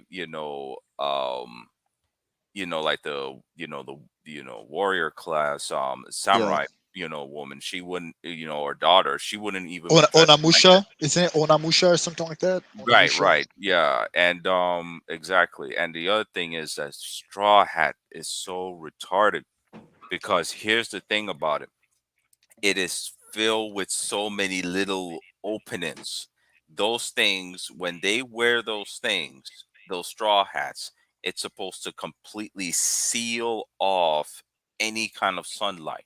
But this thing is borderline translucent, and it's all raggedy and a mess, and it's just like, like why did they have to make the character look like that, and all, it's just like, Japanese are very, conscious about their appearance and, all that kind of stuff. And, it's just, it looks like a, like the introduction outfit you would wear in the game or something, or some alternate outfit, but it doesn't look appealing. It looks depressing. And even though it is a war, warring period, if you look at the portraits, based on, the European and the Japanese art, Japanese people weren't wearing stuff like that. And No. so, and it's just like, of course she's walking around with all those weapons, like, you do, when it comes to fighting, the women want something that maintain a distance. Their arrows didn't have such pull strength like the Europeans. So of course, women felt comfortable using arrows. Their armor was even, based on, the women's armor was based on being more nimble so they can use the arrows. And the other thing is why it's so unrealistic. Why are there so many these samurai games so heavily focused on just like sword combat? She's supposed to be having either a yombe, the arrow, or a naginata, and that's the other thing that makes it so stupid. Well, So let me interrupt you there, because there's a few, you made a lot of good points. There's a few things I want to add on to that. Um, so when people talk about the famous Anamusha in history, but they don't, what, like, so if you do any research on the subject, you will understand that most of the samurai class represented only 10% of Japan's population. The of the Japanese, I'm talking about of warriors in general, were 10% for the most part. Then women represented 1% of the warrior class, right, of warriors in Japan. So that means that of the total population, less like 0.1% of warriors in Japan were actually women. Did they actually exist? Yes, but at the same time, the role of the Anamusha, and I forgot the other term, were to defend the homes and families of the samurai, the estate. So they were trained to defend as a ditch effort to protect their clan. It's not like these women were constantly shoved into major battles. And even of the ones that have any notoriety, there is a lot of conjecture. I believe actually a lot of the Tomoe stuff is not. I don't remember verbatim, so I could be wrong here, but I believe that's also a lot of it was hyperbolic. So even with the female warriors that actually existed in Japan, it was such a small percent that I find it odd that they would choose that as the focal point for the sequel to Ghost of Tsushima, especially when everyone loved Jin Sakai so much. And remember, so and here, like, people are not really thinking about this enough, and it's kind of like a little bit annoying, because when you look at all these series, like Revenant said, being replaced by women, you look at the last 6 7 years of gaming, you look at the people involved with the game, you look at all these factors of how it's it's like Yasuke in a way. With the next point I'm going to make, it's like Yasuke, where Yasuke was a person in history, but why, if you're going to make an Assassin's Creed game in Japan, why is that the character you're choosing to make the game off of, especially when it's the first one in Japan? And the same thing with Ghost of Yote. Of the limited amount of female warriors in Japan, why are you choosing that as a direction you want to go in with your game? And if you think that that's not agenda driven, considering the director, Sony, the actress involved, the all these other pieces of media swapping men for women, then you're choosing to be willfully ignorant. At that point, it's not so much of how do you know that they're doing that. It's how do you not know that that's obviously what they're doing. So it's just strange to me that people are so adamant about defending this. And as far as Ghost of Tsushima goes, people are saying, oh, well, there were females in that game and no one had a problem with it. Believe it or not, when I played that game, that shit made me cringe. Because yes, some I forgot, Masako was an okay character. I forgot the other Same. girl's name.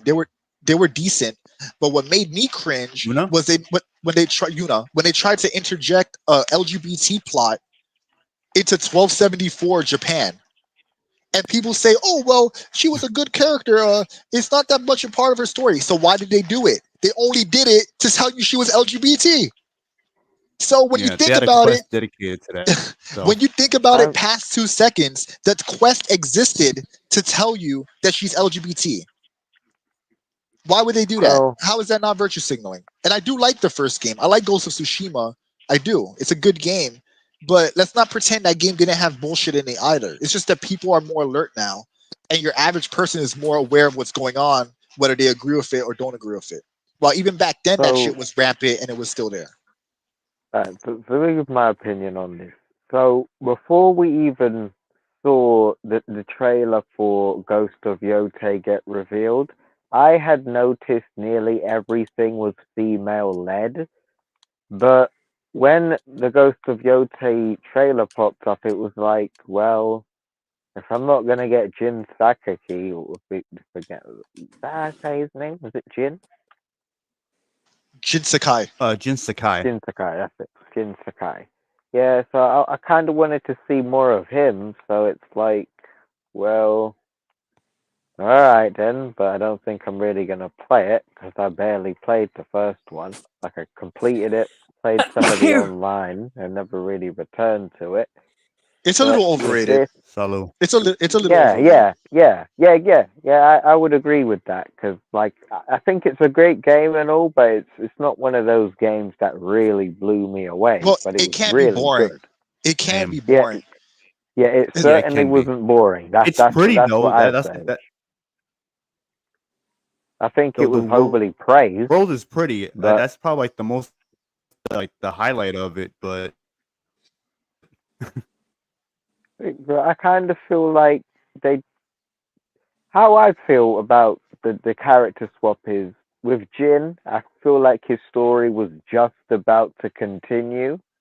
I don't know if anybody felt that way at I the felt ending that of the because first he one. because Like I felt, he and the fully war became was Ronin. coming, right?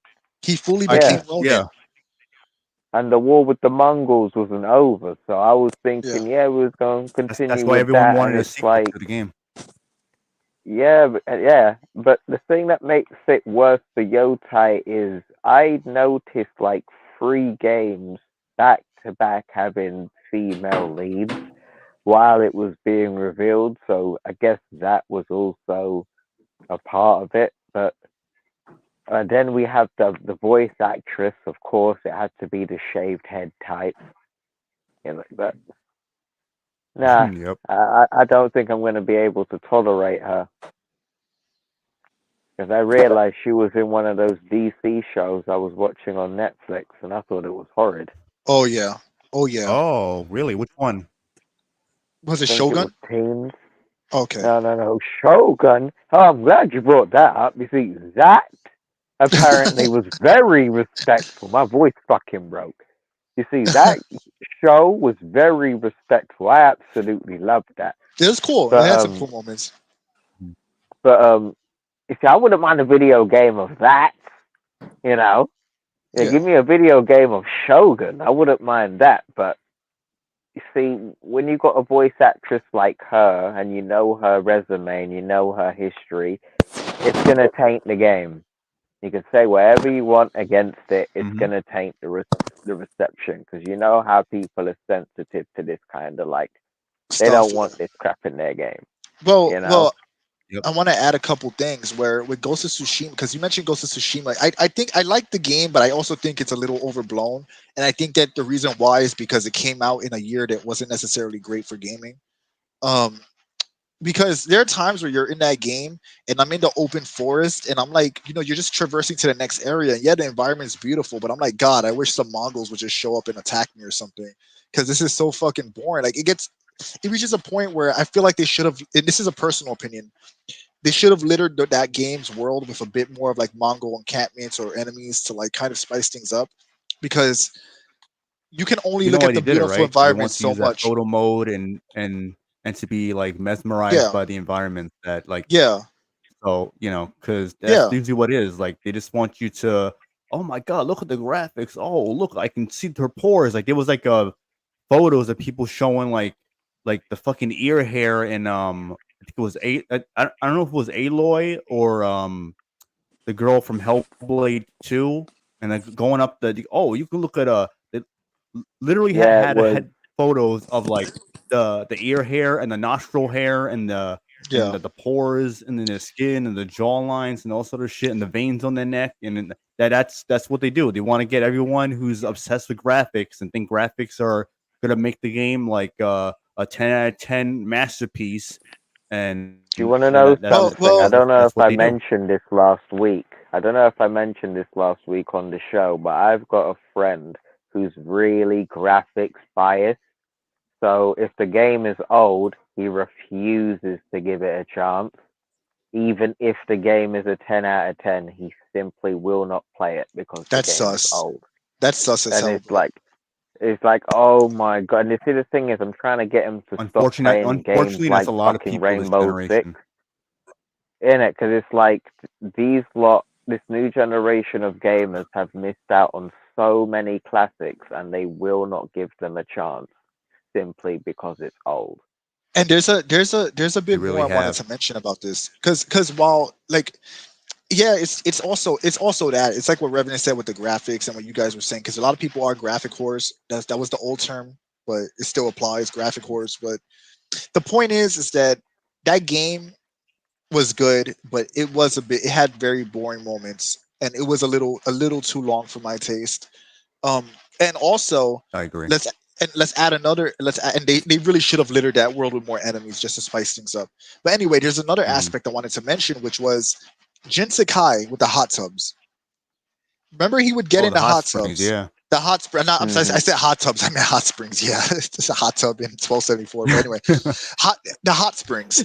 When you would go into the hot springs, you would see Jin Sakai's ass, and I have a strong feeling that somehow that's not going to make its way into Ghost of Yote for obvious reasons. Nope. Now, Nope. if they do, if they put that in the game, I'll give them credit, because at least they're not hypocritical bitches. But we all know they're going to be hypocritical bitches, and that's going to be nowhere to be found. And that to me shows you that it's ideologically driven. Because if it was really about they're gonna block her ass with a tree branch in the distance. Yeah, because my whole thing, not that you would want to see it anyway. That girl looks manly as shit. But anyway, yeah. The point is that it shows you that milk. The point is that she's built like she's just flat. She just has a boring body shape. Again, I'm not going to go too far into that. The point is that Ghost of Yote, they want to pretend that the intention is to just have this female character, but then they'll omit shit like that from the game because deep down it's ideologically driven, and they want zero male gaze in Ghost of Yote. So again, like I really wish people would just like really think about this stuff more and not stay so much on the surface level, because that's how they trick you. That's how they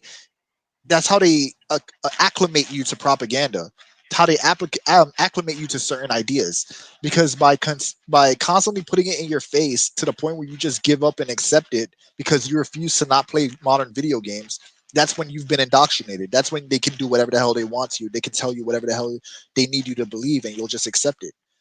So I just want people to think more about it. You see the cave, you see the blood trail, you see the bones, you see the claw marks. Don't go in the cave because there's a bear in there, and you should know there's a bear in there, and no one should be able to convince you otherwise. Like, because you see the pattern, and you don't want to be one of those skeletons. Yep. Let me read Neo Zoa's question real quick, and then I'll rotate the panel, and so I can get other people's thoughts, because Melina Chan is waiting, and I know Rolls Royce was waiting, but if he wants to come back, keep the train rolling, baby. Keep that train rolling, baby. Yeah. You can rotate me. Just so you wrote what was that?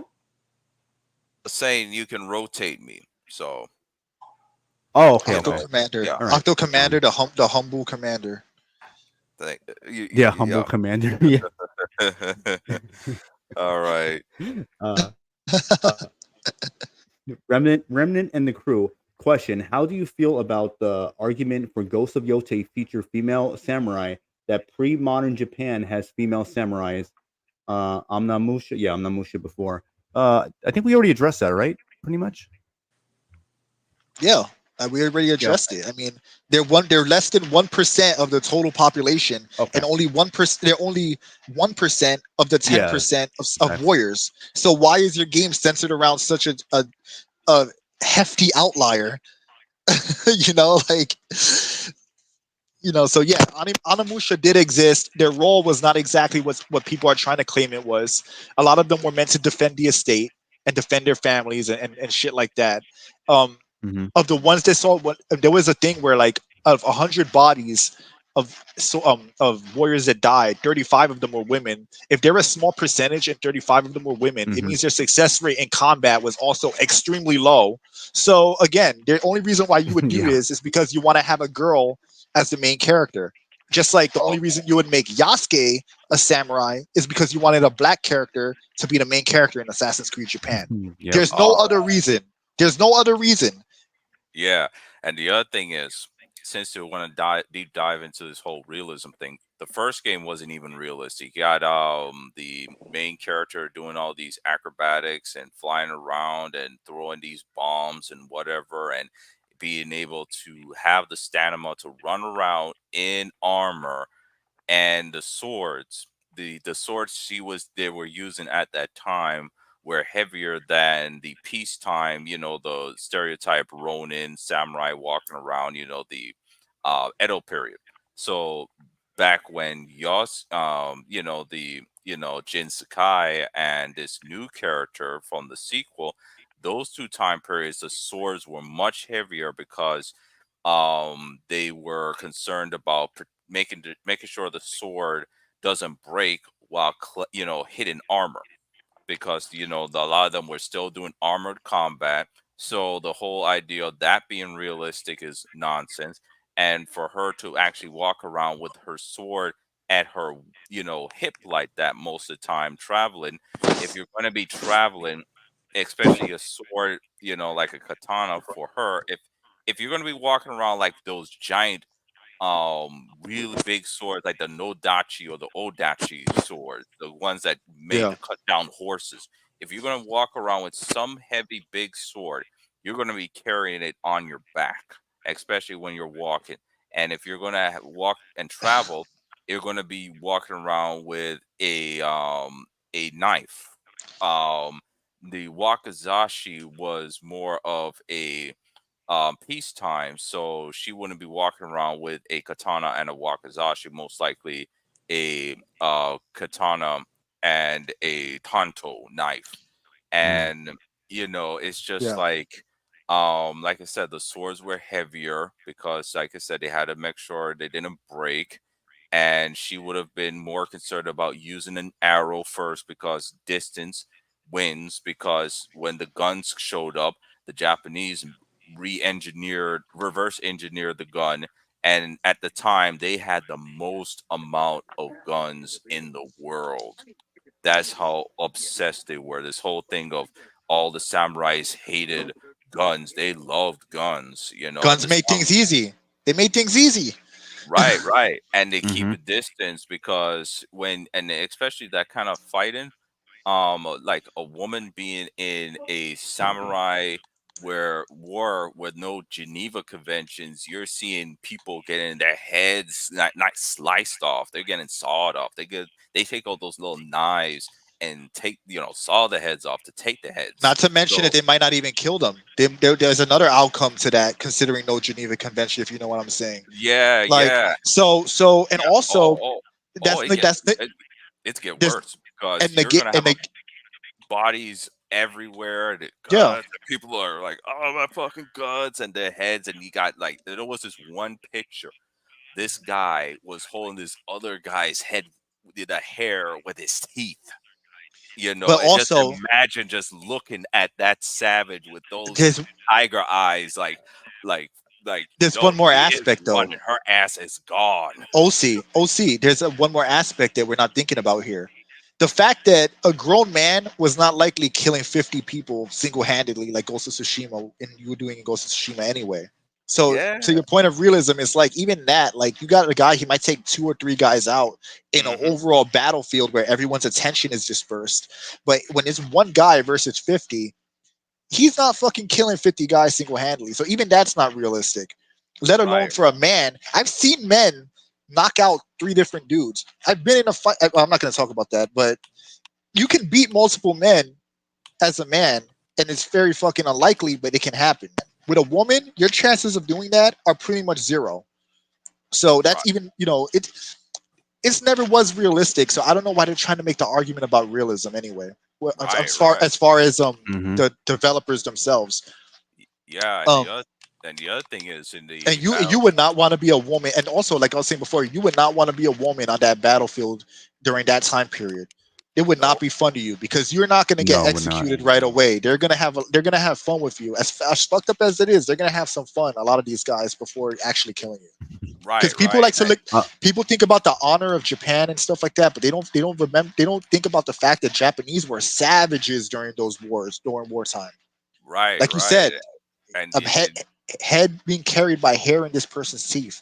yes, So yeah, and then you got like Shibata, one of Nobunaga's top men. He bragged about wielding an axe in the battle, like cutting heads off left and right. And he had like the hair, they would tie the hair on the belt and walked around with multiple heads on them, looking like those pictures of Shiva. yeah, The Indian deity with all oh those yeah. heads. yeah, Yeah, that like that's what we're talking about. And there's like spears and swords in the ground, and you could be fighting somebody and you're gonna step on a spear and a sword, and they didn't have tetanus shots and all those kind of modern yeah. medicines. You're So dying you by got infections. right, you're gonna Um, Mhm. Let me read a comment real quick. yep. Aura Love Stick Dies says, yeah, they used to have conform women. Yeah, like it was not a fun time back then for a lot of people, especially like if you were peasants and whatnot. Like there's a lot going on there. And also I love the name. That name is based, and I agree. I too am a connoisseur. Yep.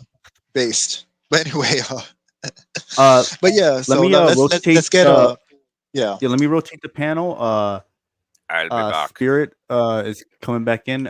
So let me rotate Octo and Frades, and Well, if you guys are Spirit still stepped around, I'll out, bring you so back on when we get into the next topic. Well, yeah, yeah, Spirit's still he's here. in the backstage right now. So I'm Okay, gonna cool, bring. cool, cool. Yeah, he's in the backstage with Melina Chan. So I'm gonna rotate Octo and Christian for now. And then I'll bring you guys. I'll rotate you guys back when we talk about Assassin's Creed. Yeah. Yeah. One more thing. Magic must defeat magic, Jackie. All right. Christian Frady's left too, so. Oh yeah. Oh, you. Yeah. Hiya. No, That's I'm not rotating him because Japanese. I'm bringing in Spirit apparent. I'm bringing Oh, okay, Spirit okay, back. okay, okay, okay. Hiya. I don't know what he says. Hiya, hiya. Yeah. Oh, hello. What's up, Spirit? Melina Oh, Yeah. Chan. What's up? Welcome back, Spirit. had a little Hey, Melina. phone problem. What's up? Hi. Hi, Miss Melina. How's it going? Before I Hello. get your opinion, Mm, Melina, I don't know before I where to get your start. You're opinion gonna on have to Ghost ask me Yote, let questions. me. Oh yeah. Well, let me get Neil Zol's question real quick, and then I'll X your opinion on the whole fuckery going on. He wrote Remnant and crew question: did you think Sucker Punch Productions and Ghost Yote would suffer the same fate as Naughty Dog and The Last of Us Part 2, or what other answers you have? Let me actually just say this and clear this up, because I think the game will review well and sell well. I don't think it's gonna bomb or flop hard like other games have. The reason why I say that is because of brand recognition, and people are obviously very attached to Ghost of Tsushima for whatever reason, and they're gonna buy the game no matter what.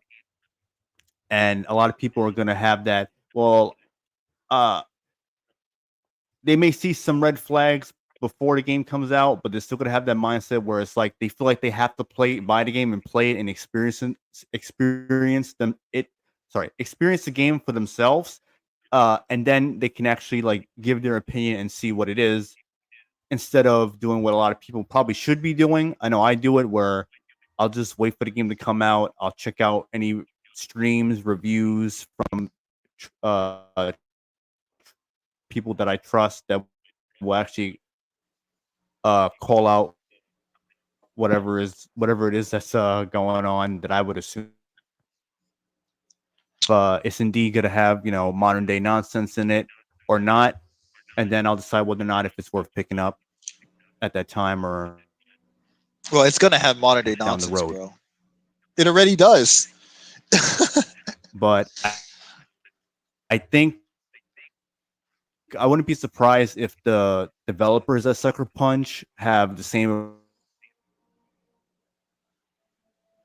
Is gonna throw a fit as well. Of course, hiding behind the block button for a lot of people. Yeah. You're gonna see interviews before the game. They're gonna talk about how Yeah. strong and independent the character is, and how Yeah. badass she is, and all that, and whatnot. And that they couldn't do this with Jin Sakai's story and all that. I mean, they basically already said that anyway. And you know, the usual spiel that they're gonna do as far as marketing the game.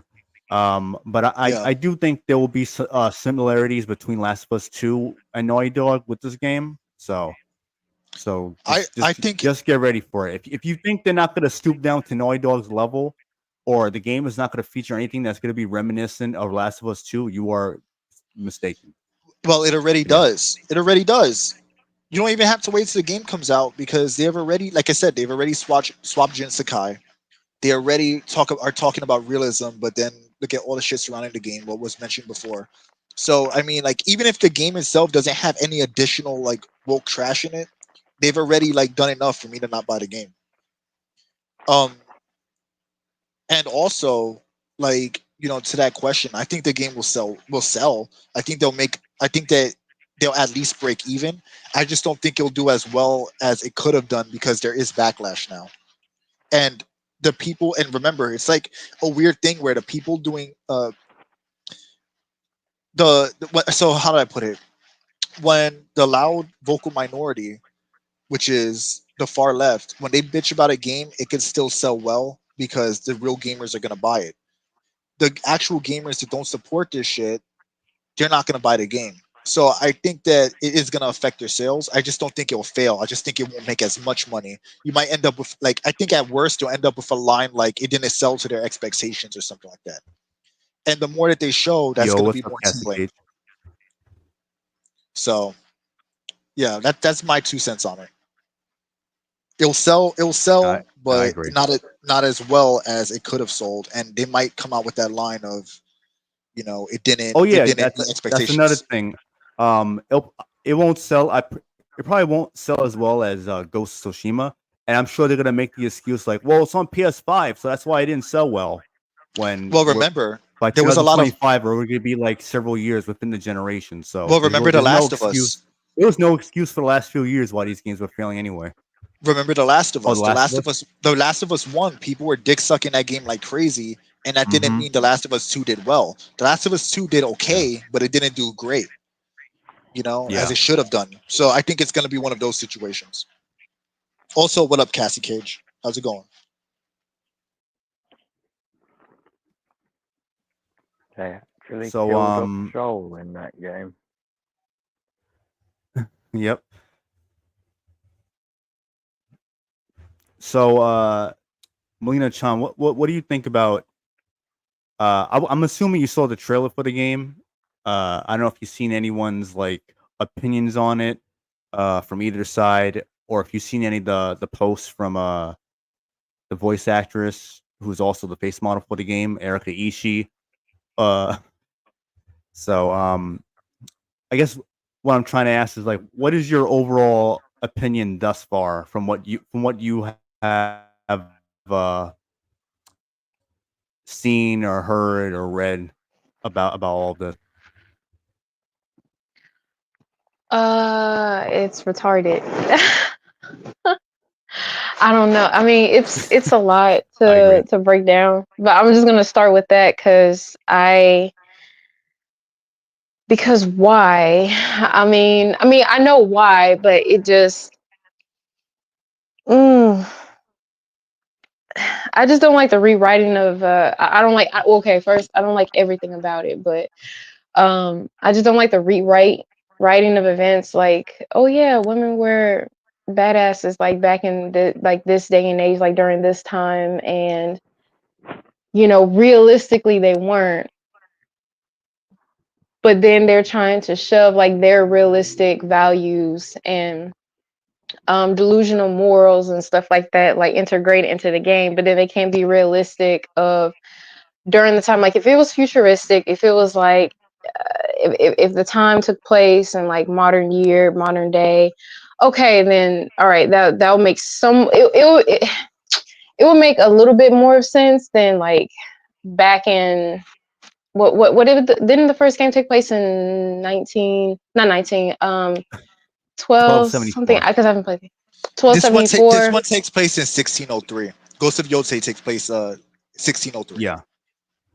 That's too far back. That's too far back for a woman to. I don't know. It. I don't know where to start. Like because I'm not gonna lie. I had notes, but I lost them, so I can't. And my mind is all over the place to where I need someone to like. I don't know. Give me a question to where I don't know. That's more specific. Okay. I got it. Yeah. What do you think of the voice actress's behavior? It's childish. Very, very childish. I don't get the whole blocking people. I just feel like that is a huge red flag, because why block a whole bunch of people that have the right to speak on? I just feel like honestly, that just tells me right there that the game is going to be woke. Is going to be a woman killing a whole bunch of men.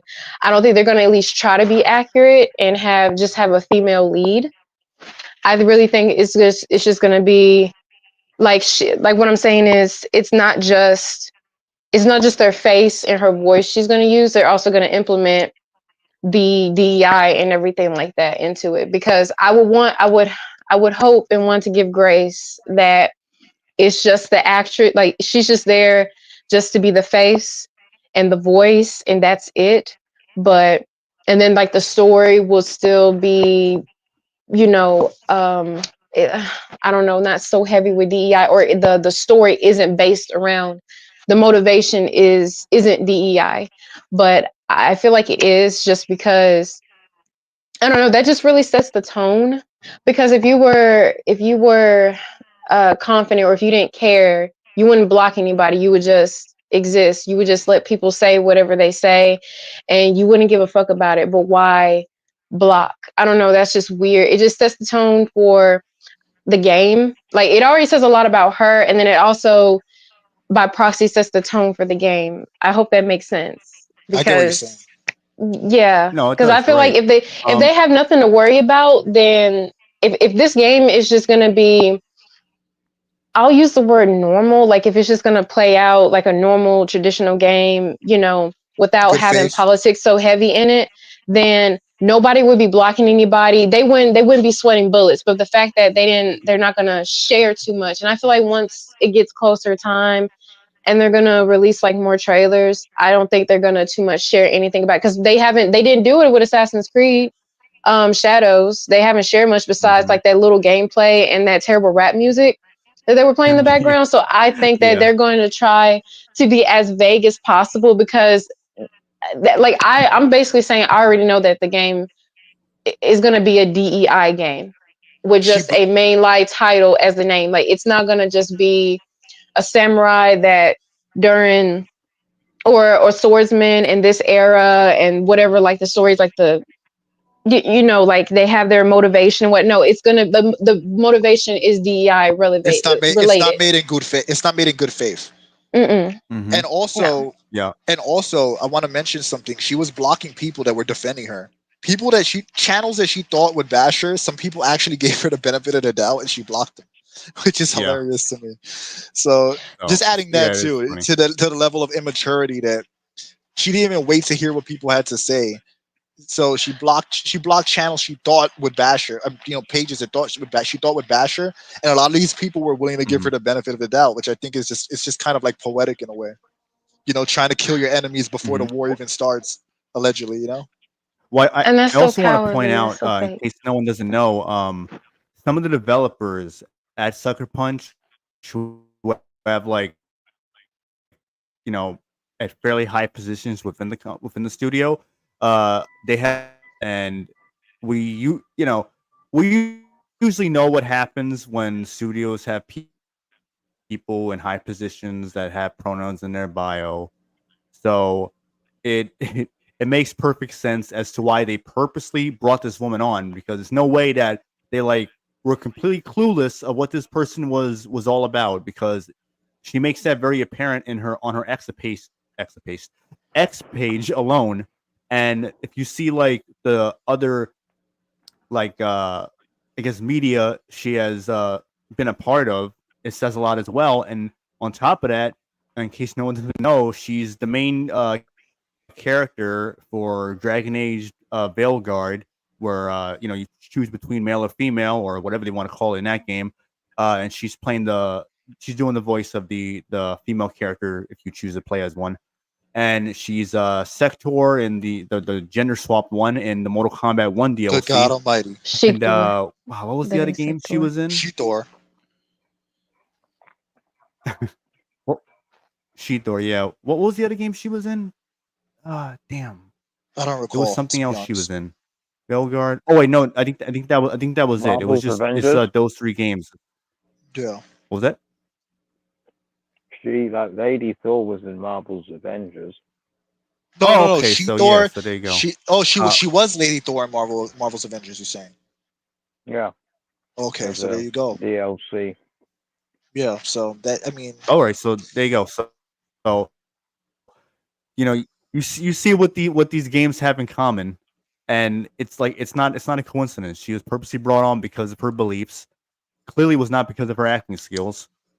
And again, this is a studio. Sucker Punch is owned by Sony. We know what they type of games they've been doing. We've seen it with Spider-Man 2, for example, Last of Us 2, Horizon Forbidden West. So this is part of the course. They gotta You see the pattern. You see the pattern. Recognize it. You see the pattern. Recognize it. Yeah. Act accordingly. Yeah. Don't pretend. Don't gaslight. Do you need to play this game? Don't is deny it life or death? Is it life or death if you don't play this one woke ass game? Like, ask yourself. You just gotta ask yourself that. I mean, obviously, do whatever you want with your own money.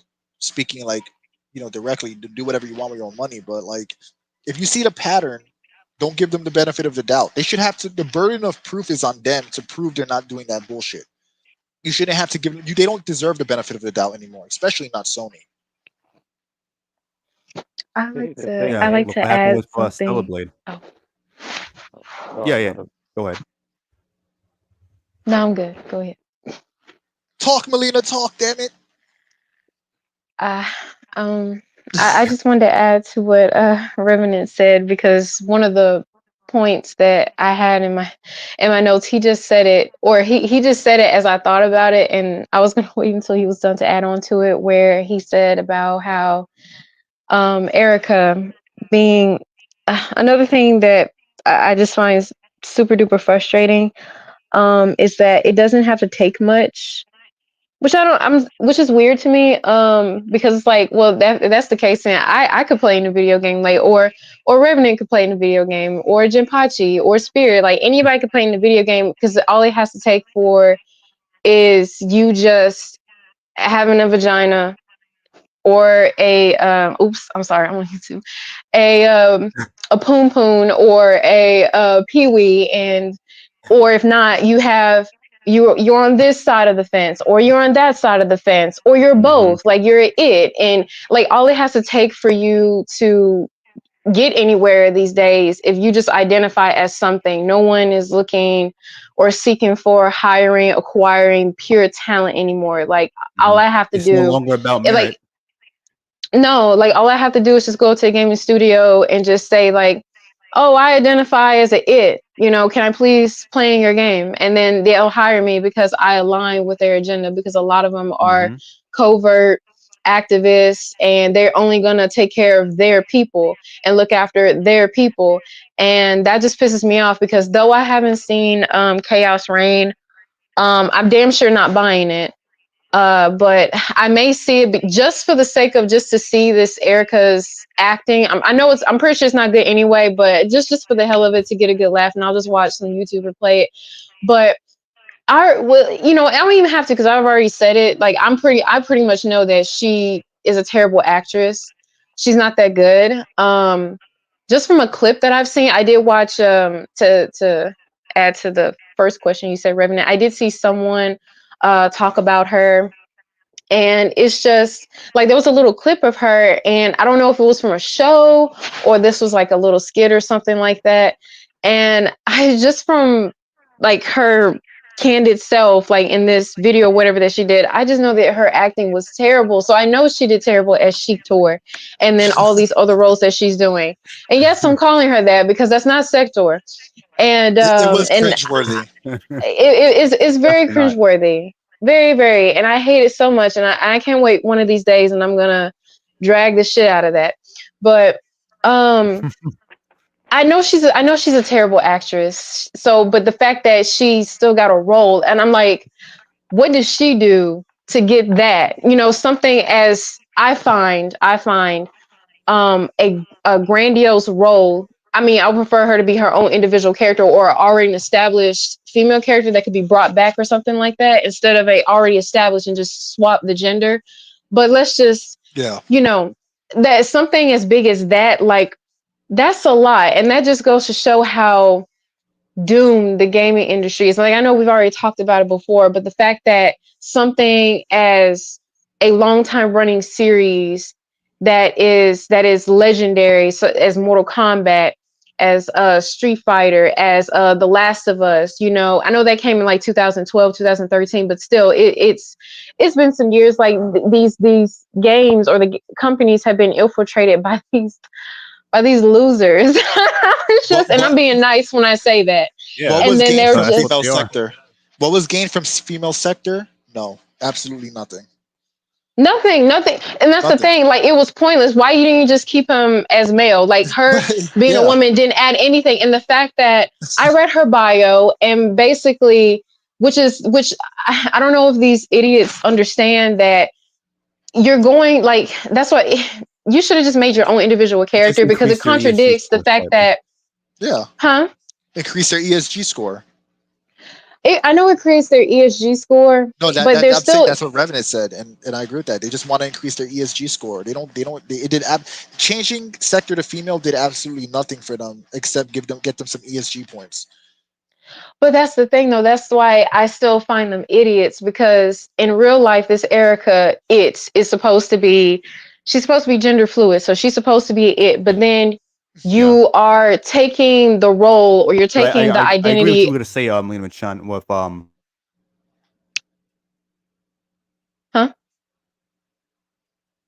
He stalled out. It's probably a lag or connection delay.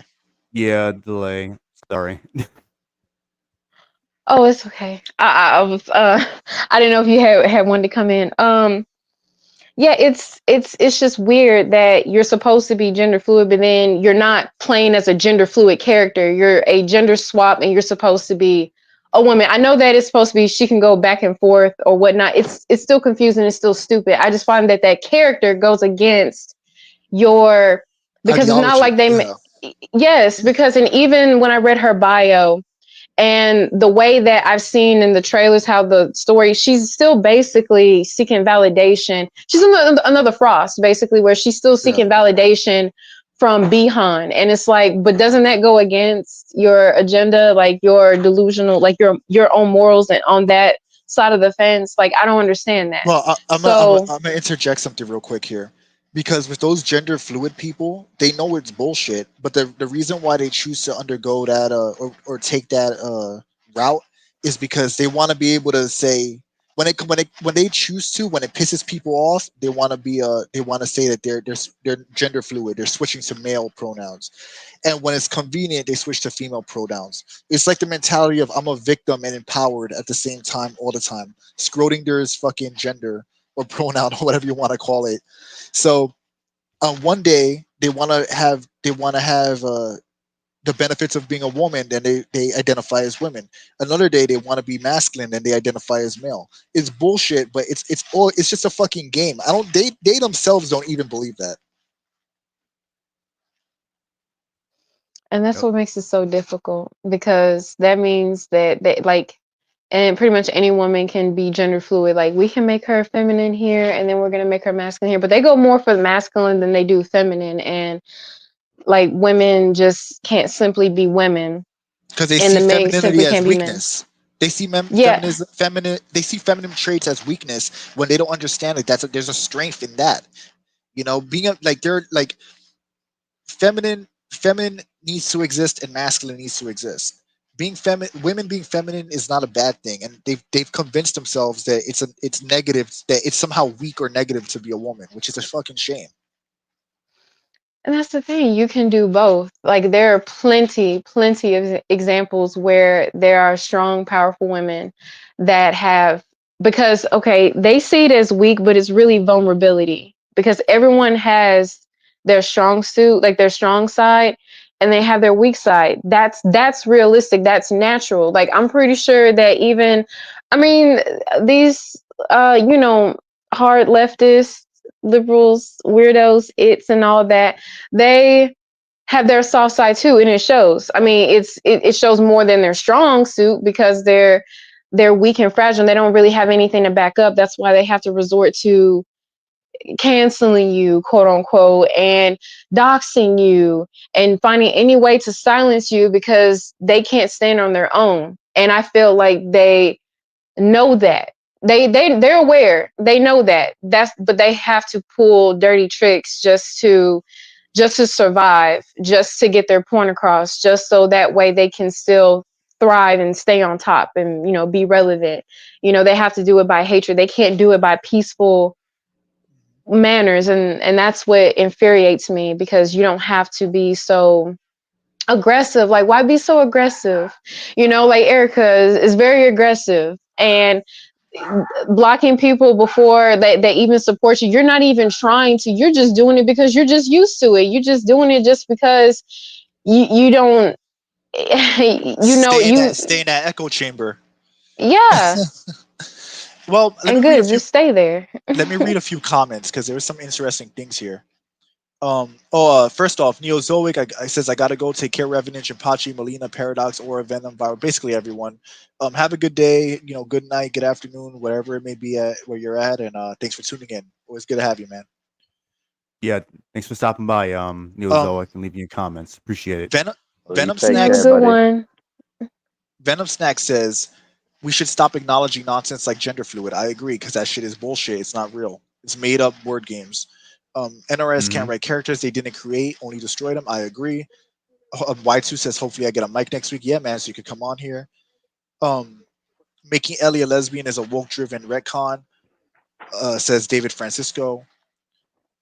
So yeah, so like again, Melina, you made some great points. I agree with a lot of them, and it's like you said, you can be a strong female character, but be feminine, be generous, be caring. What's a great example? I think we talked about this before, Melina. The original Jill Valentine, pre-remake.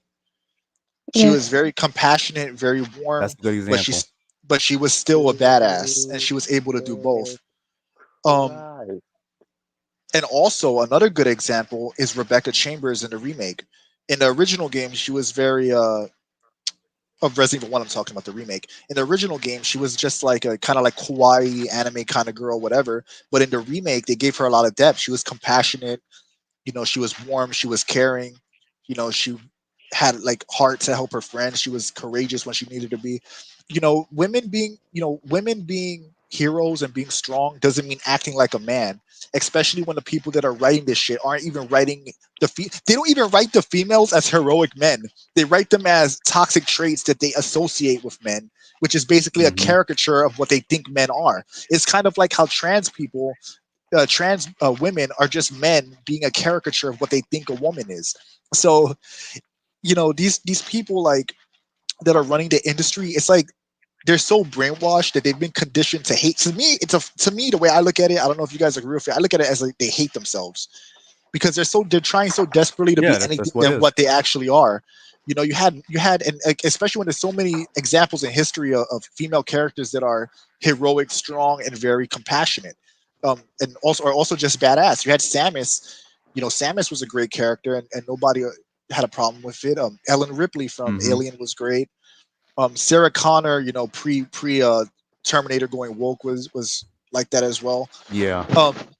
I think that there's a strength in that compassion, because like being empathetic, being supportive of someone you care about, having a maternal role is a heroic and strong character trait. Just because they're not punching monsters in the face or shooting 1,000 goons or thugs or killing 60 men doesn't make them any less important and doesn't reduce what their value. And I think that with gaming and a lot of media, they've just totally lost sight of that. And they're trying to blur the lines because, again, men being men and women being women hurt their feelings. Social engineering. And as far as Sector goes, that shit's an abomination, Melina. I'm saying you specifically because we're both Mortal Kombat fans. Like, that shit is fucking horrible. I would say I can't believe they did it, but I absolutely do believe it. But did they release? I mean, new why did it DLC? take them so long to put him in the game? They were supposed to be back in there since 11. That literally had both of them in the story, and they just now we got them ketchup and mustard back, and now they're a period and honey mustard. There we go. No, they're period and P spot. Yeah. Real quick, the Prime. Thanks for stopping by. Take it easy, man. Thanks for stopping by, man. Hope to see you on the next one. Catch you later. Have a good one, buddy. Spirit, yeah, they gender swapped them. And again, I was saying this before. I didn't want to interrupt you, Melina. But I was thinking it the whole time. It's like, all right, you made these characters a woman. What does it do? If it does nothing, why did you do it? And when you ask that question, whatever, it's like that's the question that these people can never answer directly. If you say the it's like the same crumbles before them. It crumbles. It's like race swaps. All right, I'll use an example. You made Commissioner Gordon black. What did it add to the character? If it didn't add anything to the character, why did you make him black? And then when you ask them that, they can't answer it, and they default to, oh, you're racist. You just hate these people, blah blah blah. But I would like to know the answer of what was gained from that. And the same thing with making a male character female. You made Sector female. What was gained from that? The answer is nothing. If nothing was gained from it, why do you do it? And when the real answer is because it's agenda driven, but that shit makes their programming go faulty, and they go into a stall. So I just wanted to point that out because that was a good point you brought up, Melina. And and it's just it's frustrating. It's like, why fix what's not broken? Exactly. What was that, Spirit? I think that actor is playing the Watcher in the MCU in that really boring cartoon of What If. Oh my God! If y'all don't stop giving this this biological woman roles, the thing is, another thing to add. I don't claim her as a woman. She's not a woman to me. She can stay as whatever. No. She might as well just be a man because she's not a woman. Because the thing is, it's women like her, like male identified, because that's the thing. She says she's gender fluid, but you're really a man because what you're really leaning towards is being a man. You're not really displaying any feminine attributes besides just being very, very emotional, which is something we women naturally are.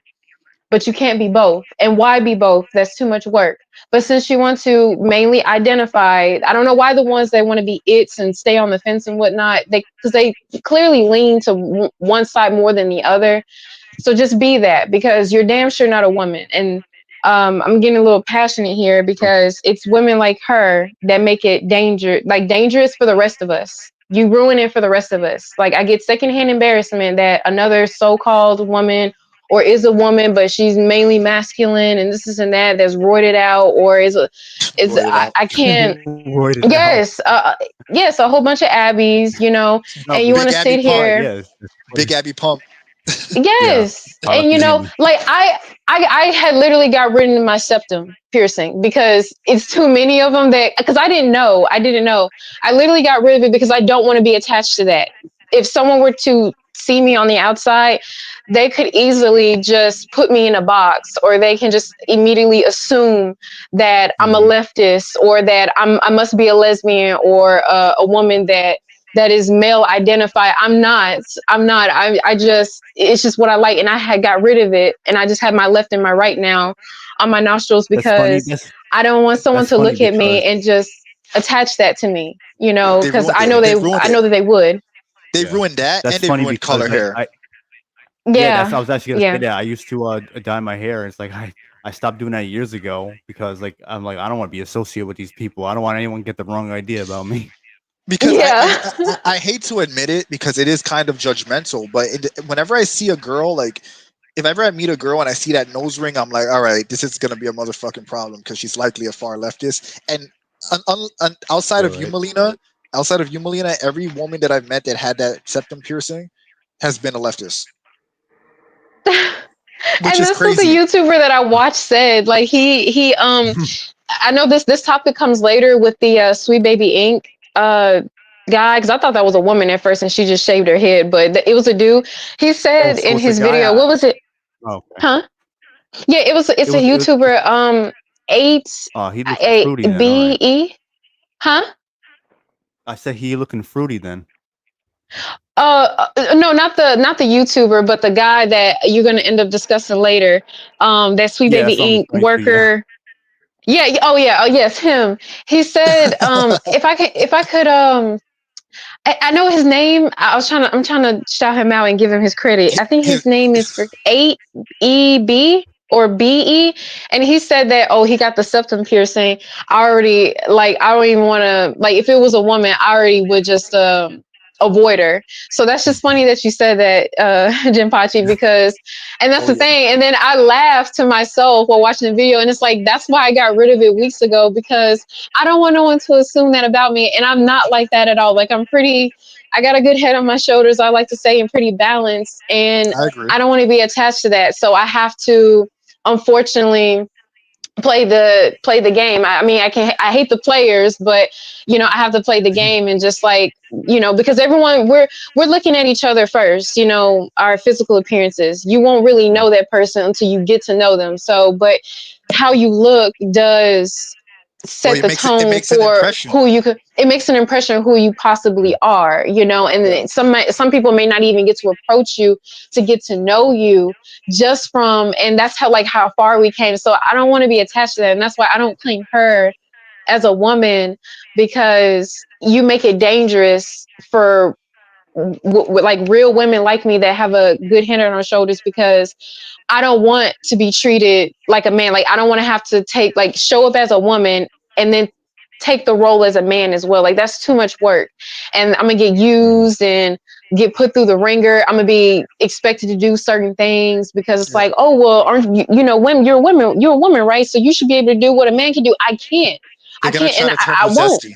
They're gonna try to make Yes, you zesty. no, I can't. I Yep. love men, only men. That's it. I'm sorry, I can't, and I won't. Or I'm not Based. going to be with a man that I have to take care of, and I'm walking all over him. No, I need a. I'm sorry, I need a leader. You know, that's not my place, You and it's need just Giga. unnatural. It's weird, You need Giga huh? Chadizian. Giga Chadizian. I need to get a basically. So she's ruining it, and there's a whole bunch of, and there's more women like her, and women Oh, turning into there's her than there so are, and many it's women just like her. it It's upsets crazy. me, huh? Like, Also, there's so many women like her. It's insane. It's Like crazy. I'm like, where did I y'all come actually from? I actually saw a video before I made the video that I did on her. Well, specifically about the game, but um, you know, with the intro with her amazing acting skills. Obviously that was before she had the shaved head, but I did see a video where she got the shaved head for the first time, and afterwards she starts crying because she's like so happy about it. And you know, you got a lot of she was you crying know, because she was scared. you had a lot. It was like You a had a lot of ritual. She had to cut her hair, and she was crying, and she was saying it was joy. That shit was fear. She was yeah. questioning You if it know, went too far. went too far. Yeah, She had a because bunch it's of not easy. It's not easy zesty being a people man. around her, cheering her on. You know, men and women. You know, I don't know what they would identify themselves as, but you know, cheering her on, like, oh yeah, you're so brave. Oh great. Oh, it looks so good on you. Oh, what do you Oh think? And God. she's like she's ready to do an award speech just for getting her head shaved.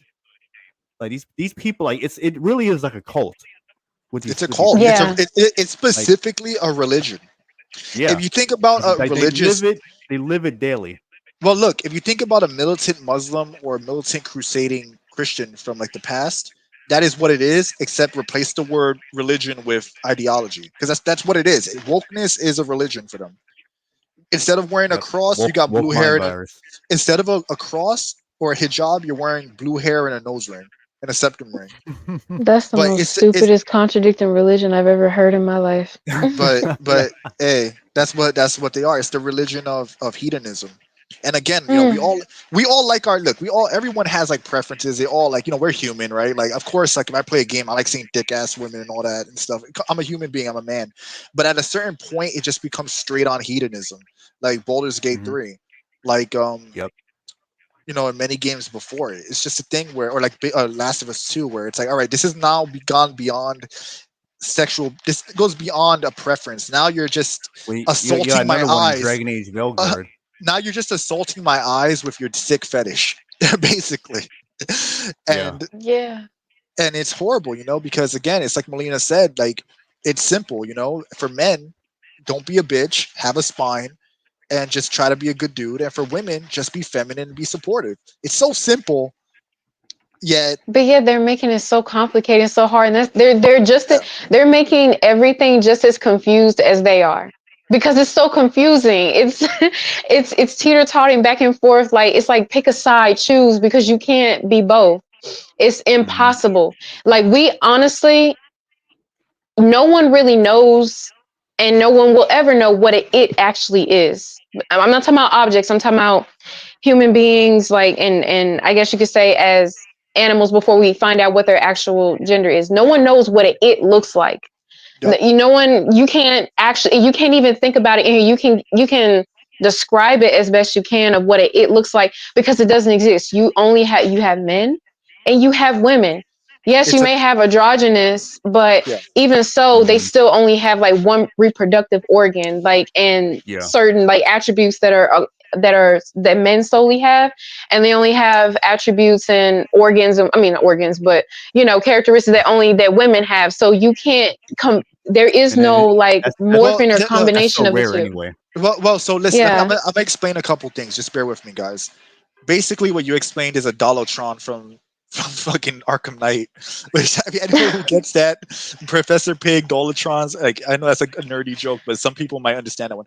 But anyway, like, there are, all right, so 0.000000, a Google ton of zeros with a 1 at the end of it. There are people that are born that have fucked up chromosomes because it's a deformity, and they end up with like a mishmash of male and female genitalia, and they'll be like have the body of a man but be very zesty because of the hormones, but then also have like a vagina and a dick. There are people like that, but the thing is that these people represent a super tiny, like super mega small percentage of the population, because this is a genetic anomaly.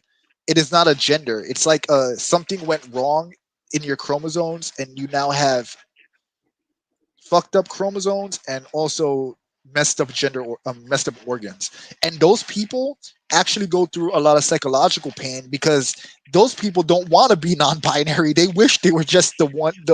So even people with that condition, because it's a very rare genetic condition, even a lot of them just want to be normal. So, you know, it comes back full circle, in my opinion. 0.0001% of people with a genetic condition should not be considered. They should not be overrepresented in any way. And the only reason why I mention that is because people will say, "Oh, those people exist," but it's like I said, it will be disingenuous if they did. That is all. That's all I had to say. That was my TED talk. Like as though they're pretty much normal and they've been around. Oh, and they always like been around, and they haven't. It's unrealistic, you know. And like with women, I just at least okay.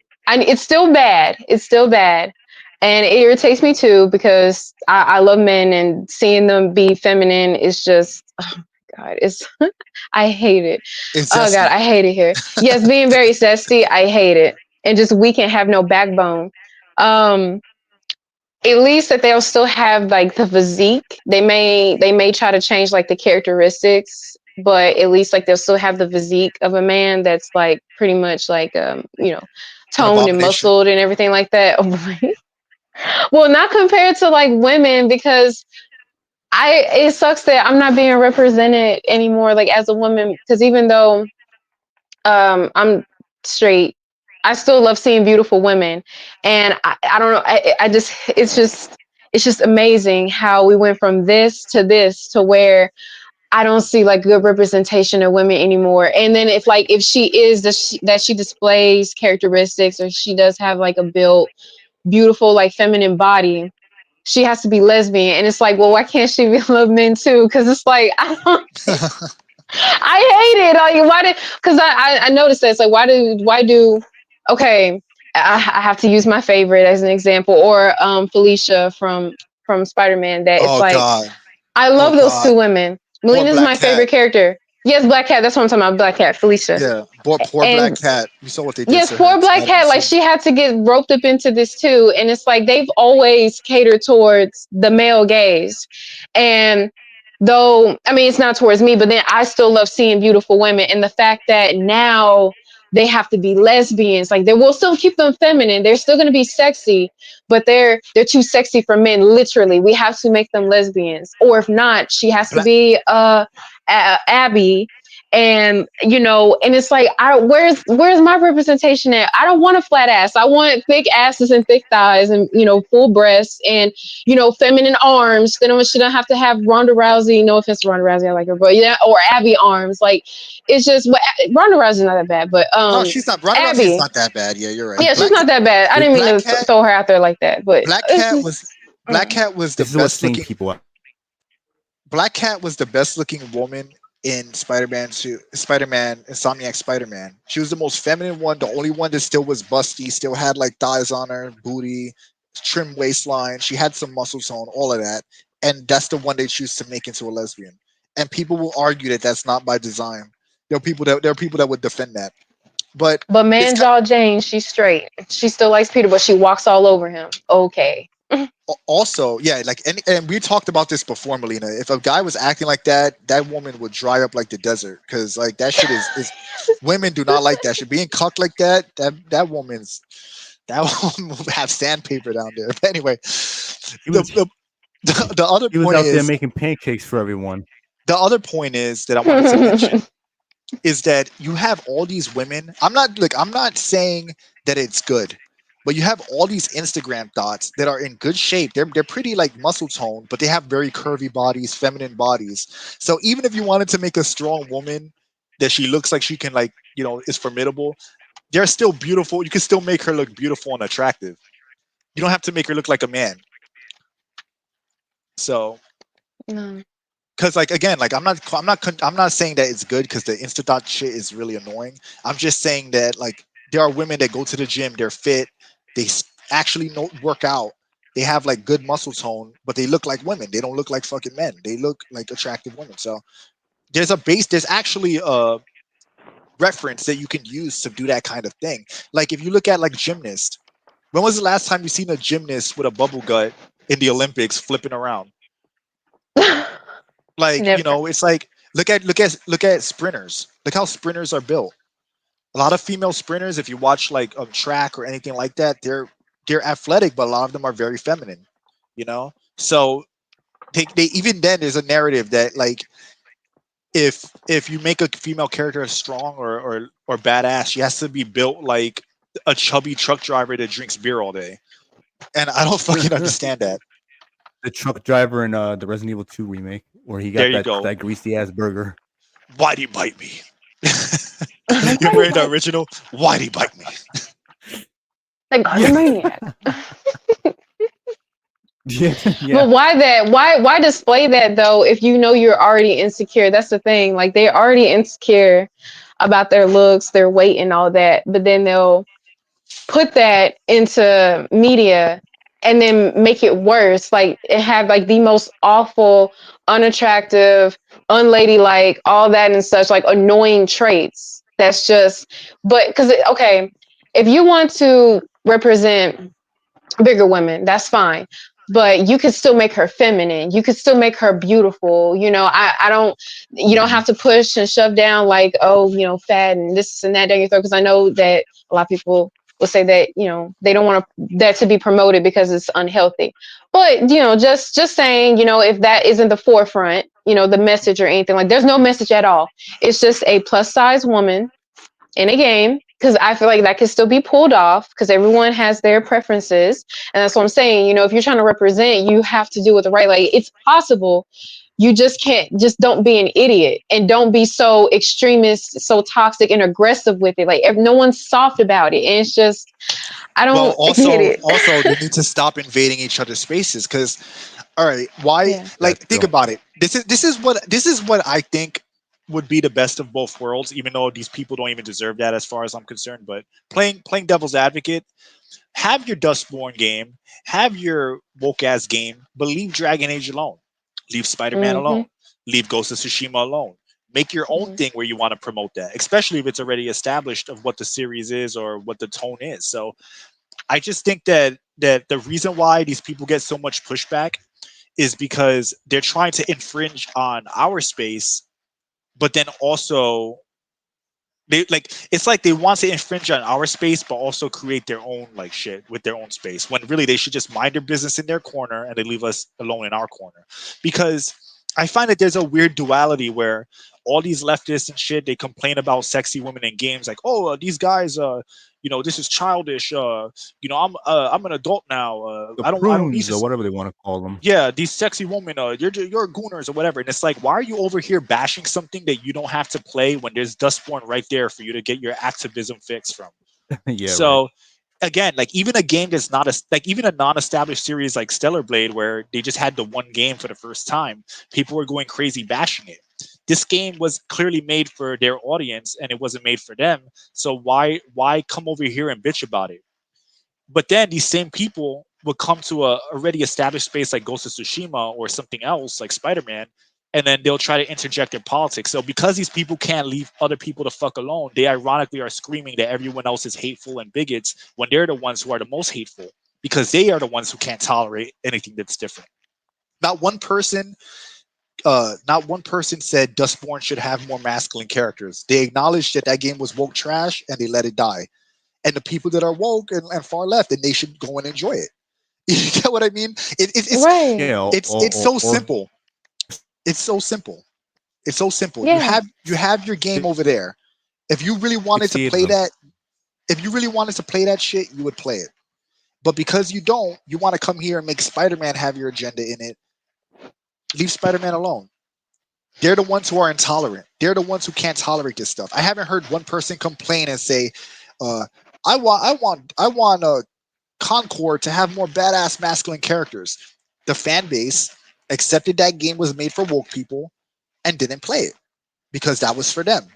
So with Stellar Blade, accepted that game is not made for you. It's not made for feminists. It's not made for activists. It's made for men who just like badass action and sexy women, and the women who also enjoy the being empowered by playing as those characters because of the power fantasy. That's who Stellar Blade is for.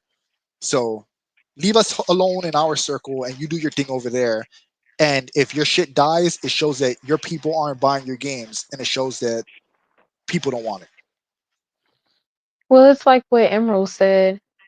He said that they want control, and that's what I was gonna say too. Like, they just want control because they know that their idea, because they're so confused, they're so illiterate that they have to leech off. They have to create their space within an already established space in order for them to feel prominent, to feel Important. more than, and to feel important. Yes, to feel validated, because they know without that they're nothing, or it would not be successful. That's why I like that Dustborn and Concord exists, because it is no one can say shit, because they created those games specifically for themselves. And it just goes to show that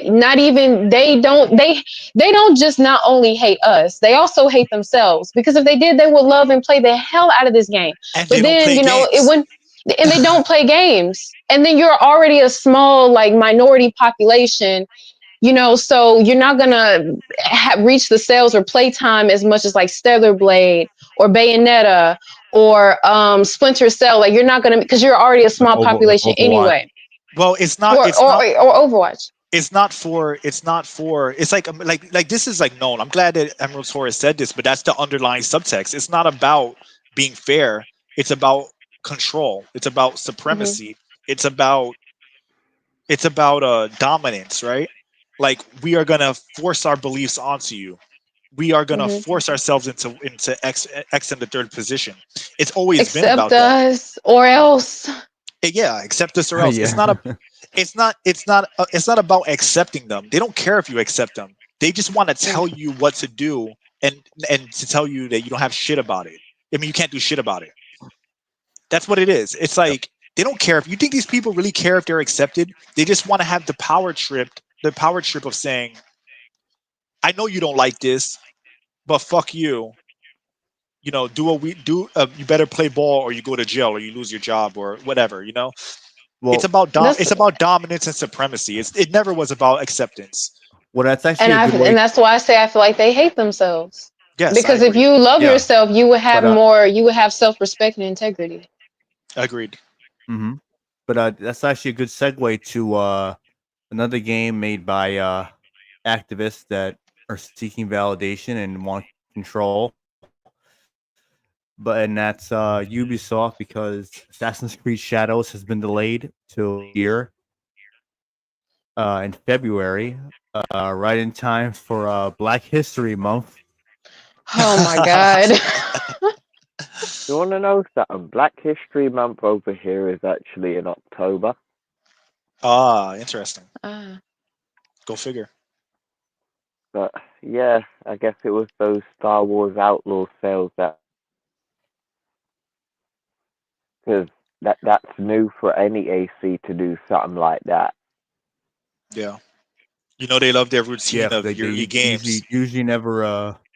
Yeah, they usually never release at that time. It's usually like they never break their programming season. Yeah, but this time they had no choice to. Well, look, Assassin's Creed has been what it was for many years now. The word of what it actually is actually in the title. It's actually said twice. So if anyone like knows what that is, then yeah. But Creed. Yeah, basically, they've been ass forever. So even if this game wasn't woke, which it clearly is, I don't care what anyone says. It would still probably not be that good, to be frank. And that's just what it's been for a while with that series. Ubisoft overall, like they're just incompetent, and they have been for years. So everything great about that series was dropped years ago. The storyline with Desmond, the potential of the series becoming like a real world Assassins versus Templar thing, the potential for the fucking older races of humans being explored, or like the older beings, quote unquote gods, all of that was totally squandered. And right now you're just looking at mandatory releases. It kind of reminds me of like WWE. When you watch a show, you watch like a Raw or SmackDown and nothing's happening, and it's all flanderized shit, and you just realize you sat there for 2 hours, 3 hours, or whatever watching the show and nothing happened. That's what these games are now to me. So everything great about the series has died years ago, and I just think that people are clinging on to. I don't even know what they're clinging on to anymore. But Assassin's Creed died when Desmond died. I agree. When they killed him. Yeah, I agree. Yeah, that's very true. I look at that. I look at it that way too. Real quick, let me answer Venom's next question. Yeah, Spirit of Paradox has a channel, very good channel. He gets into Marvel Comics, and he does occasionally stream. Who else? Christian Frades has a channel. He's good. He gets into like obscure media and uploads like gameplay of older games. Anyone else am I missing? Who was on here at least? Octo Commander, I know he has a channel. He doesn't upload much, but he does work on his own like video games. So if you're interested in that. So yeah. Anyway. someone said, hot take, Assassin's Creed should have never gone past the first game. And look, here's my thing with it. I think That's definitely a Assassin's hot Creed. take. I think Assassin's Creed 3 as a gameplay, and like I think that game sucks. I'm gonna be honest with you. What I liked about that game was the story. I did not like the drawn out RPG shit at all. I did not like the way the combat was streamlined. Connor was not Connor. What's his name? I think it is Connor, right? From 3? Connor and Haytham. Haytham, yeah, and 3, yeah. Hate them, and Connor. Connor's Native American. Connor is boring as shit. He is a He terrible really is. character. He is a terrible character. Can I please add? So I played every Assassin's Creed game up until AC3, including the spin-off. So I have to say, I think AC3 is probably the most overrated in the franchise. And I agree with that. After coming from Ezio and then transitioning over to Connor, it's brutal.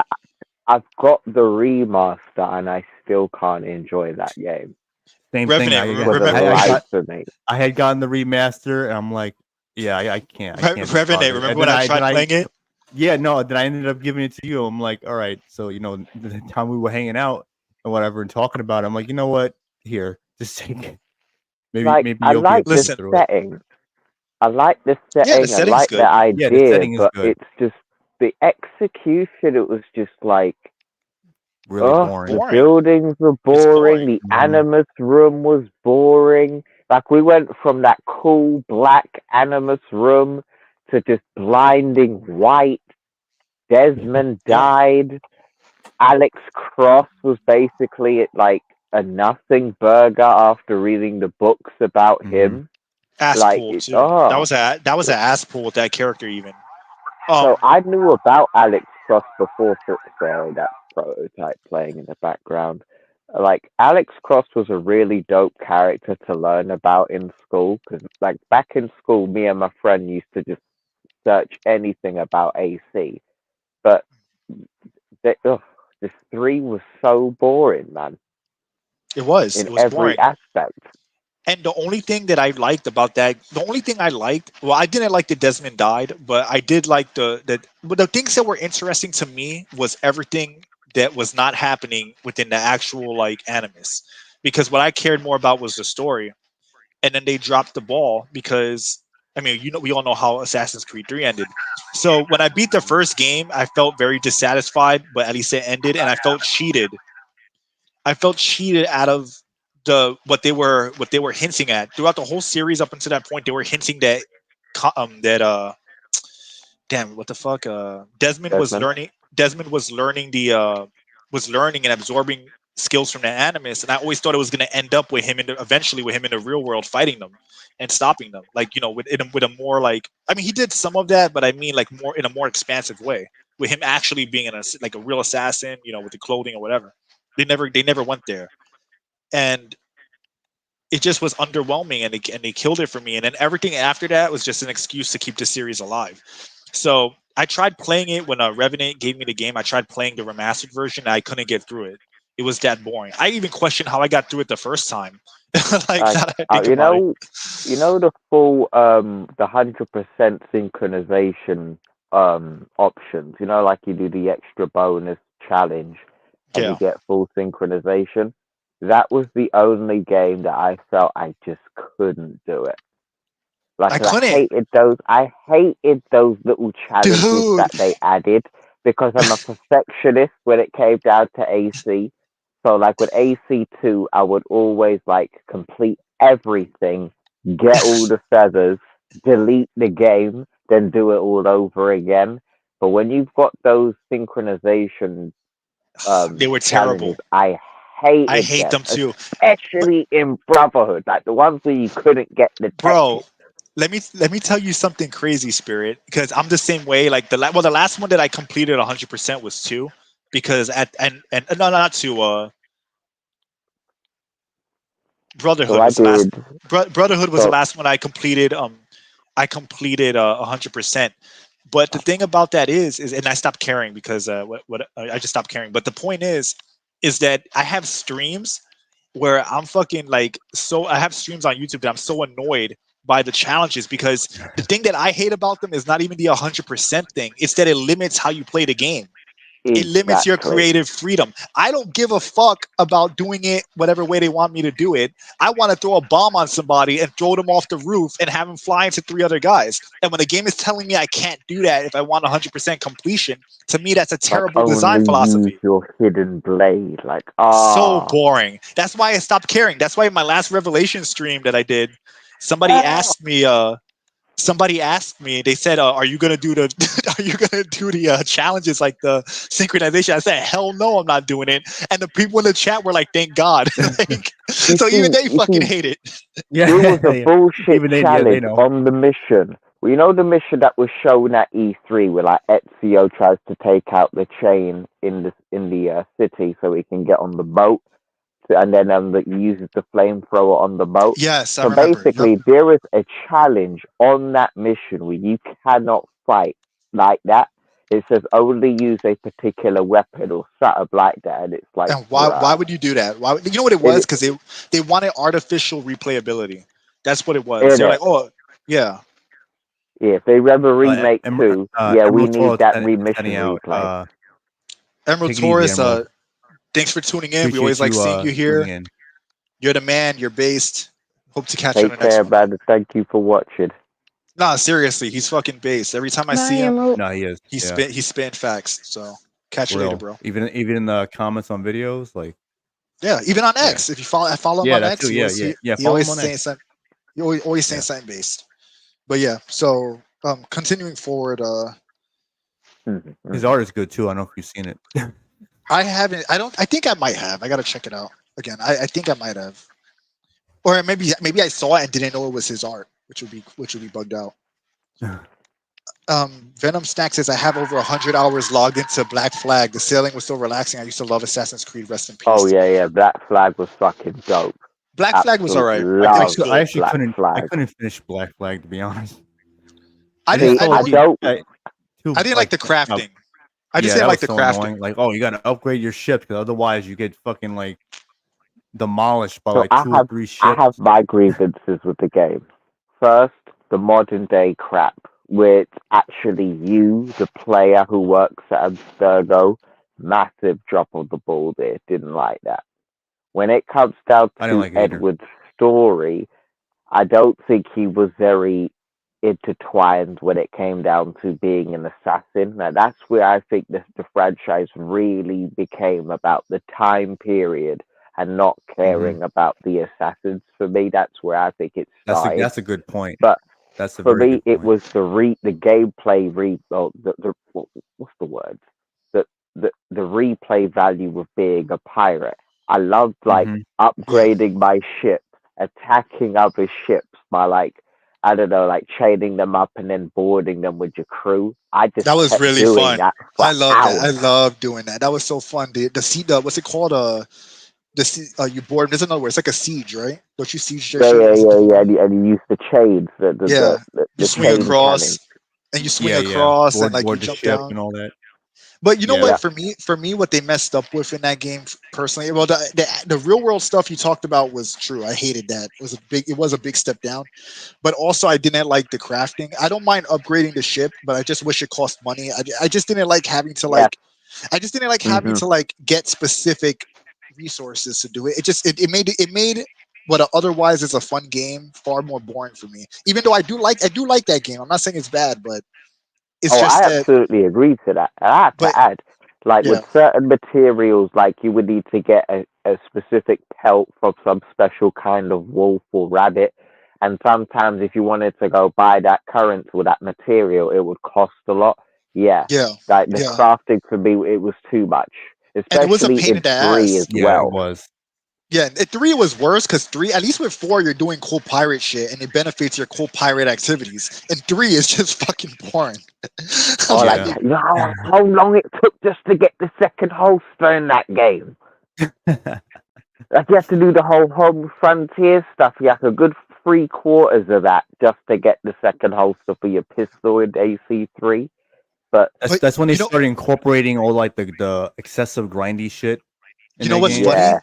I was well. To be fair, Brotherhood and Assassin's Creed 2 and Revelations had grindy shit, but at least it was more fun and Yeah, engaging. but they It was like more fun. they overdid it Yeah, with they 3. went Then it's hard. like They went hard with yeah. it. Yeah, but I was gonna say that the back then me back then I just thought that it was just boring and annoying. But now that I'm older, I realized that it was a cheap way to pander the game.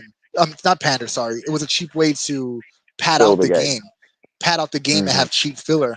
Because I realized that if you just did story missions, it would be a very short game.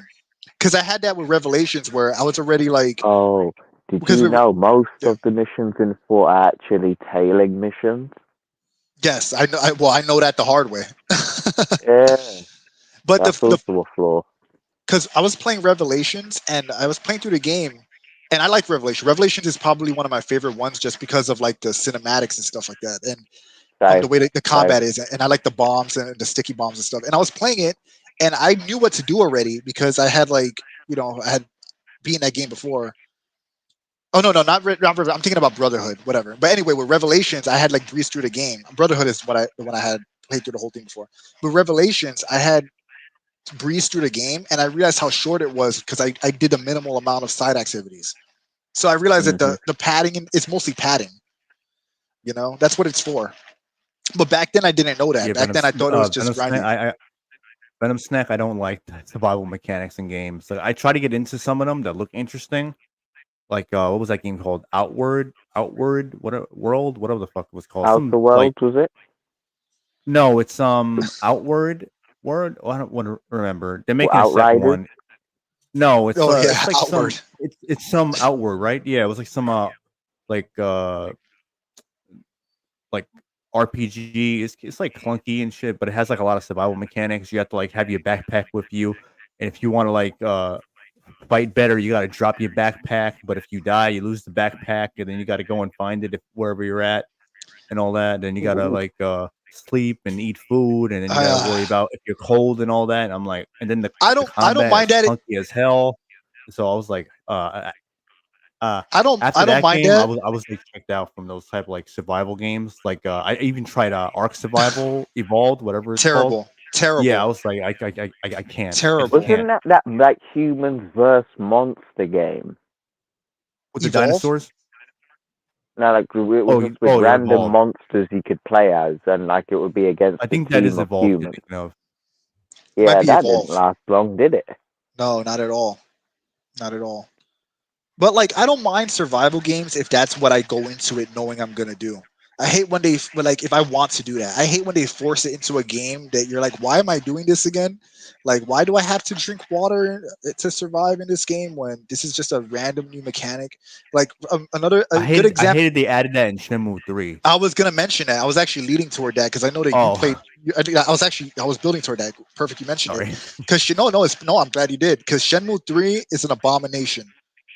I don't care what anyone says. That shit is terrible. I was so disappointed. And that's why I brought it up because I was going to bring it up because I know you're a big fan of Shenmue, and that game Shenmue 3. I'm like, what kind of crack they were smoking? It's like they had this massive. Walk through a puddle of water. They had a massive Kickstarter, and I know all of that money went. It went 10,000 of that went into the game. 6,900,000. 999,000, whatever, went into this motherfucker's pocket. Was it Yu Suzuki and shit? Yeah. And like I remember it's not related to the gameplay of it, but the voice acting, there's like a kid because you ask people around about certain things, and the kid is like, I don't even know you, bro. I can't respond. But let's get to the final subject. Was that the final subject? What the hell? No. Sorry, we didn't. Oh, okay, that's why. So the volume comes out the speaker of my controller, and in this game, there's no menu to turn it off. Oh, okay. It makes sense. All right. I was wondering what the hell was that. It's all good. But we were talking about. I know we kind of went off about other Assassin's Creed games, that are obviously at least more interesting than Shadows. Let's Venom Snack. Catch you later, man. Thanks for tuning in. Yeah, appreciate the comments. Appreciate the interaction. Have a good night, man. Yeah, take it easy. So what do you guys think about the delay of Assassin's Creed Shadows? Do you think this is gonna do anything? Do you think Ubisoft is still gonna be fucked or what? No, I think Ubisoft is fully fucked. it's DOA. That game is destined to fail. I'm gonna just leave it at that. Like they've lost over 90% of their market, like of their stock value. Like it's not looking good for Ubisoft. Like they really held Outlaws and Shadows to be those two big hitters, but Outlaws hasn't sold well, and Disney's going to be taking most of that money. So then it's going to be Assassin's Creed Shadows, and now they've basically turned that radioactive, and now nobody wants to buy it. So I think what they're trying to do is delay it, as you said, to Black History Month, and try to mitigate as much of the criticism, but it's not going to work unless they do something like they change Yasuke to a Japanese man before They don't. the release. They don't have enough time for that though. They don't. I mean, they Well, they weren't going to do could. it That's what I anyway. was saying. They could, Yeah. but I it would heard, be shoddy. Yeah, because I heard my man on, well, not my man, Gilmo on an investor call saying that the delay is going to cost 20 million. So it's like, what's that 20 million going to be going to? Is it going to be going to polishing up the game? Because if it is, that's not going to make any difference. Could you imagine? Because I made a joke about this in another person's podcast. I said that they're gonna scramble to try to figure out how they can change Yasuke entirely and redo a shit ton of his scenes. I made a joke about that, but it would be funny if they just like did a mod, basically did a glorified mod, more or less, and just changed Yasuke to be a Japanese dude, but he's still voiced by the same guy. Like, I just think it'll be funny. I know they're probably not, but it will be so pathetic. What they could do? They could just get a face off any random NPC and just put his face on that. Oh my god! NPC face, just touch it up, make it look good because you've already got the assets for it, and just say this is Yasuke, a Japanese man who was actually a slave in that. It would be even more hilarious if they do that, they change Yasuke's face with a Japanese man, but then there's still lines about him being the only black person in Japan. or what they'll probably do is they'll mute any said because they're that cheap, right? They're that cheap. They won't even redo the lines. They'll just mute the word, and they won't even do up the lip sync. I bet you, if they was to do that, they wouldn't even change the lips. You would just see someone end their sentence, and you just see their lips start moving a little bit more. Oh man, that game is doomed. It's just dead. I mean, like, what else can you really say about it? Like, the fact, look, if you get Japan to leave comments that are slightly less polite, then that's how you know you did something bad. Because that's the funny thing. Japan is polite, and when they're just talking slightly more aggressive than usual, by American standards it's tame, but by Japanese standards, that's like, all right, that's a problem. That's pretty much a problem.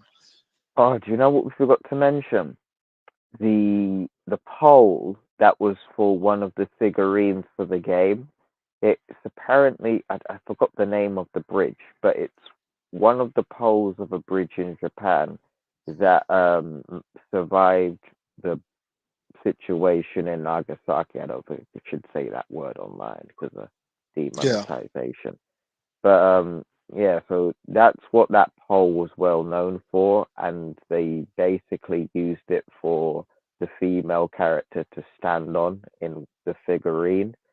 I don't know how they managed to completely miss that, but I could tell that pissed off a lot of people. Yeah, like a lot. That just shows how much they don't care. They're tone deaf. They're tone deaf. Yeah, they claim they got a Japanese consultant who is also someone. What was it? A pedophile or something like that. Some weird that it turns out to be. Yes, something weird about wanting wasn't like defending those relationships or something like that. Some weird shit like that. Yeah, incense or something like that. What was it? What was it called again? Incest. Yeah. That's what it is. Yeah, that's what it was. My man thinks he's Cesare Borgia. Yeah, right. Ugh. That was crazy. That was messed up. But it was also kind of fun. I mean, that was actually like it made the story more entertaining because of how absurd it was, how degenerate they were, right? But those actually happened in real life, you know. Oh yeah, I know. But I'm just saying the way the characters were portrayed in the game itself, they were like over the top villains. It was like so degenerate the way they were portrayed, you know. Yeah, especially when Cesare wanted that apple. Yeah, like he switched up on everybody when he wanted that apple, man. Yeah. So Melina, do you have any thoughts on it before we move on? Yeah, I was actually gonna ask that because I'm gonna rotate the panel to get their opinion on it. So I gotta go to bed. I got work in the morning.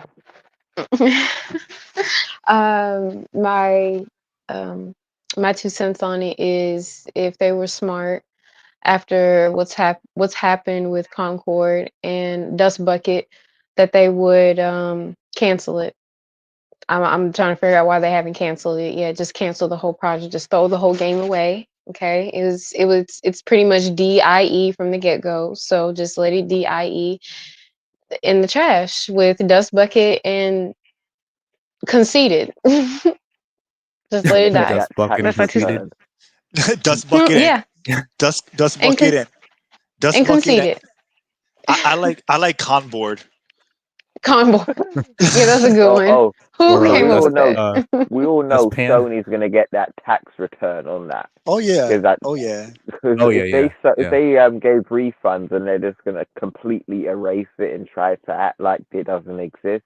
Yeah, tax return. You know what's funny, Spirit? The more you think about it from like a purely like leveraging business and just moving money around perspective, all this shit makes sense because you realize it's a grift and a scheme just from like a money perspective. But like it makes no sense as far as like a company wanting to do well. It just makes sense as in terms of CEOs wanting to leverage a system to make the most profit and not get on like at the cost of these companies, which is hilarious. And that's what I think is really the deeper subtext. And that's a video for another time because we've talked about it before. But yeah, so I think we should move on because we have about an hour left, and cool. We have low amounts of stream bucks. So yes, people, I should go because it's my bedtime now. All right, man. So, catch you later. Always good to have you on, man. Yeah, man. It was awesome. Take it easy, Spirit. Yeah, thank you, Patch, for having me on, and everyone. Always great having you enjoy on. the stream. Do you want to plug your channel before you go? Oh yeah.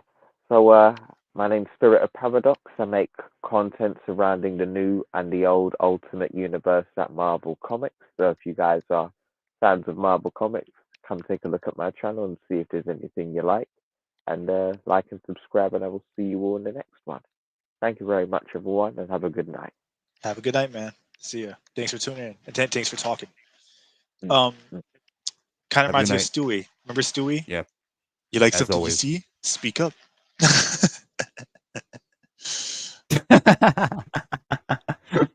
You remember that episode? Yeah, I actually do. All right, so let's get to the final subject. Then before we do that, I'm gonna bring OC and Virals here so they can give their opinion on Assassin's Creed Shadows real quick, and then we can get to the last topic. Yeah, before, we run out of stream bucks.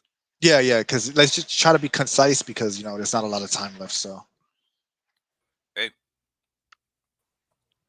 yo, what? Yo, hello there. Well, hello there. Welcome back, OC. Right. Before I make my statement about Assassin's Creed, if you notice in the chat, there is various links to the different pursuits I'm doing, the website for my Twitter, the Webtoons comic, and the other side channel that I had that I really didn't push out. But you can check all those out. Those are things I'm currently working on. But the YouTube thing, like making a YouTube channel and making videos right now, that is just one of those things I have not been getting into. But aside from that, now Assassin's Creed, let's see here. So it got delayed, which should be permanent because this was a mistake from the beginning. And you know, my thing, I didn't really think about it too much because it's just like, I'm not gonna buy the game. I don't care if Ubisoft sends it to me, you know, with somebody showing up in samurai armor. You know, I'll just say, no, thank you. You have a nice day. We take a selfie, get out of here, you know.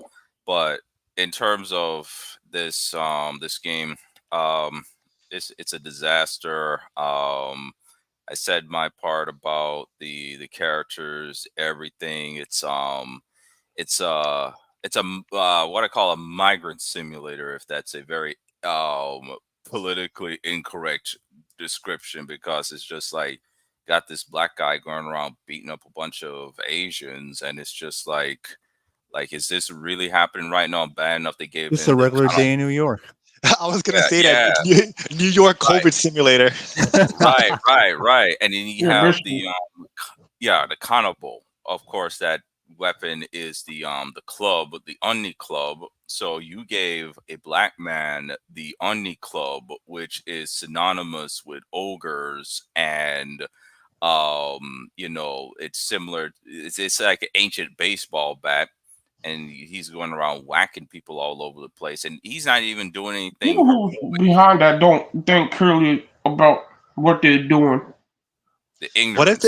What if the Japanese people in the game, they see him and they're like, "It's Godzilla," and he starts smacking them with the club? Right, right. And it's just like, you know, yeah. And it's just like he's not saving anybody from fires or doing anything heroic. And, you know, it's just like they just make Nah, it bro. Nah, they bro. just make Club and destroy. Bro is mad because he can't just club and destroy. for reals. Yeah, so yeah. It's you know, like I said, and also the ninja girl character and all this trying to be, oh, I'm cool, I'm hip like the boys and shit, and at the same time I'm a girl and tough, and like I said, a woman in ancient Japan wouldn't be carrying herself around like that. And you know, if I were to make a game about, you know, if I was, you know, a member of the consultant group, one of the things I would have her do if there was a scene, I would have her have a fan, like a special mission where she would run up to guards and they would so there's actually you know one of those stories about Takeda's ninjas, right? Takeda Shingen had the best ninjas. That's one of the reasons why he was able to win so much, because he knew how to use them. And one of the things he used to do, he was to have his ninjas, you know, run up to guards. The shinobis would have fans. There will be women, of course, and of course the men will be disarmed. They would throw this special kind of dust that would probably cause them to get sick or sleepy. And of course, they won't do anything like that because they don't do the research. And you know, like it's like So they going got back caught slipping with that sexy no jutsu. right, exactly. And the other thing is, it's just like going back to the other game, that Ghost of whatever, right? I don't really care because I'm not You'll touching play. that either. Like the other thing about like Shinobi's is one, you know, person Ghost was of talking Uplay. right. They were talking about some of the Shinobis would actually deliberately have the swords rusty so that when you cut into somebody, they not only get tetanus, but also they would have such a high fever and they'll be so sick that they'll hallucinate. Ikiryu just that's like this sinister, like borderline esoteric ninja shit. Like, Yeah. you know, You hallucinating 5 guys in front of you because you got stabbed with a rusty knife. right. He's freaking out, and then he's like, you know, like all of a sudden he's hallucinating and he's attacking his own people and stuff like that. Like I said, people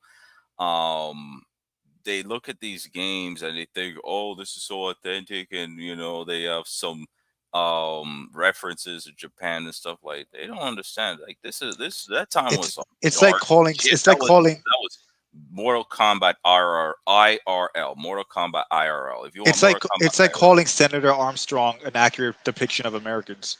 Yes, exactly. Right. And you know, it's just like these people, um, like I was just playing a new Mortal Kombat game, just looking at the aesthetics. That's just it's too pretty. The It's backgrounds are ass. yeah, it's just the backgrounds are too Yeah, pretty and it's stuff like bland. that. It's but I'm just gonna let Viral go on because I might be going on a tangent and diverting from No, the no, No, you you're you fine. cool, You're bro. fine. So basically, Assassin's Creed Shadows is ass, and you're not gonna give them your money. hail to the So no. if they said something like, if they said Konban, Assassin's Creed Shadow Oshimashoka, what would you say?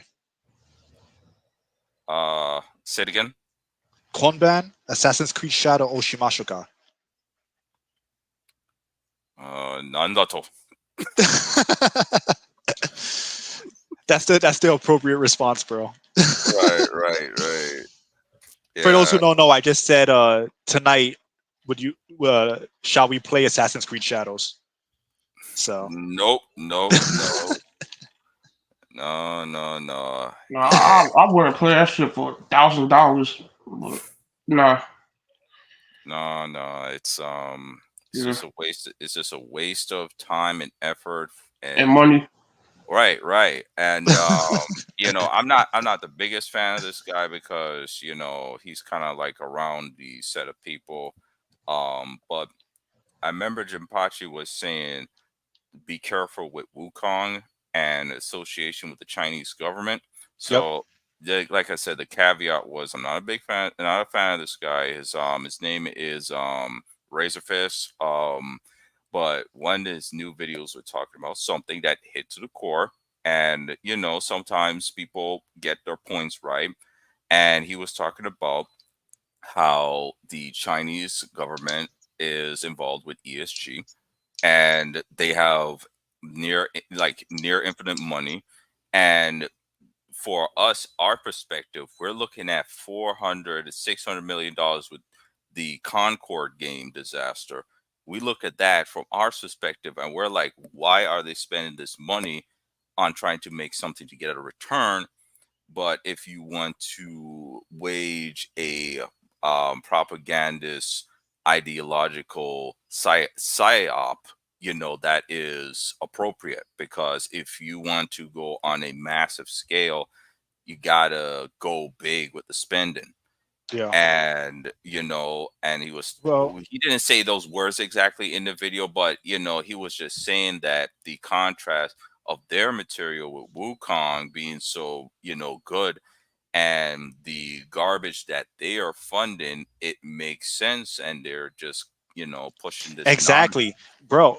Like to word it in a different way, it's like that. Remember, I don't know if you remember in a podcast a while back, I was talking about this, where, in my opinion, the psyop is that China is pushing the ESG shit on us, pushing TikTok on us to destabilize and to lower the value of these properties, right? So that way they can come in and be the great savior, steal the market, and then profit off of it, and then basically bring more money to their economy and to their government. So Oh, basically, make everyone Yeah, else sure. drink the woke Kool-Aid. Then you come in as Mr. Big Shot, right? You save gaming by putting out games like Wukong and shit like that. And then now Yeah, you're the that save does make sense. now you're the savior, and now you get the money that these other companies should have been getting, and now that's going to the Chinese government because the Chinese government is deeply rooted in every industry in China.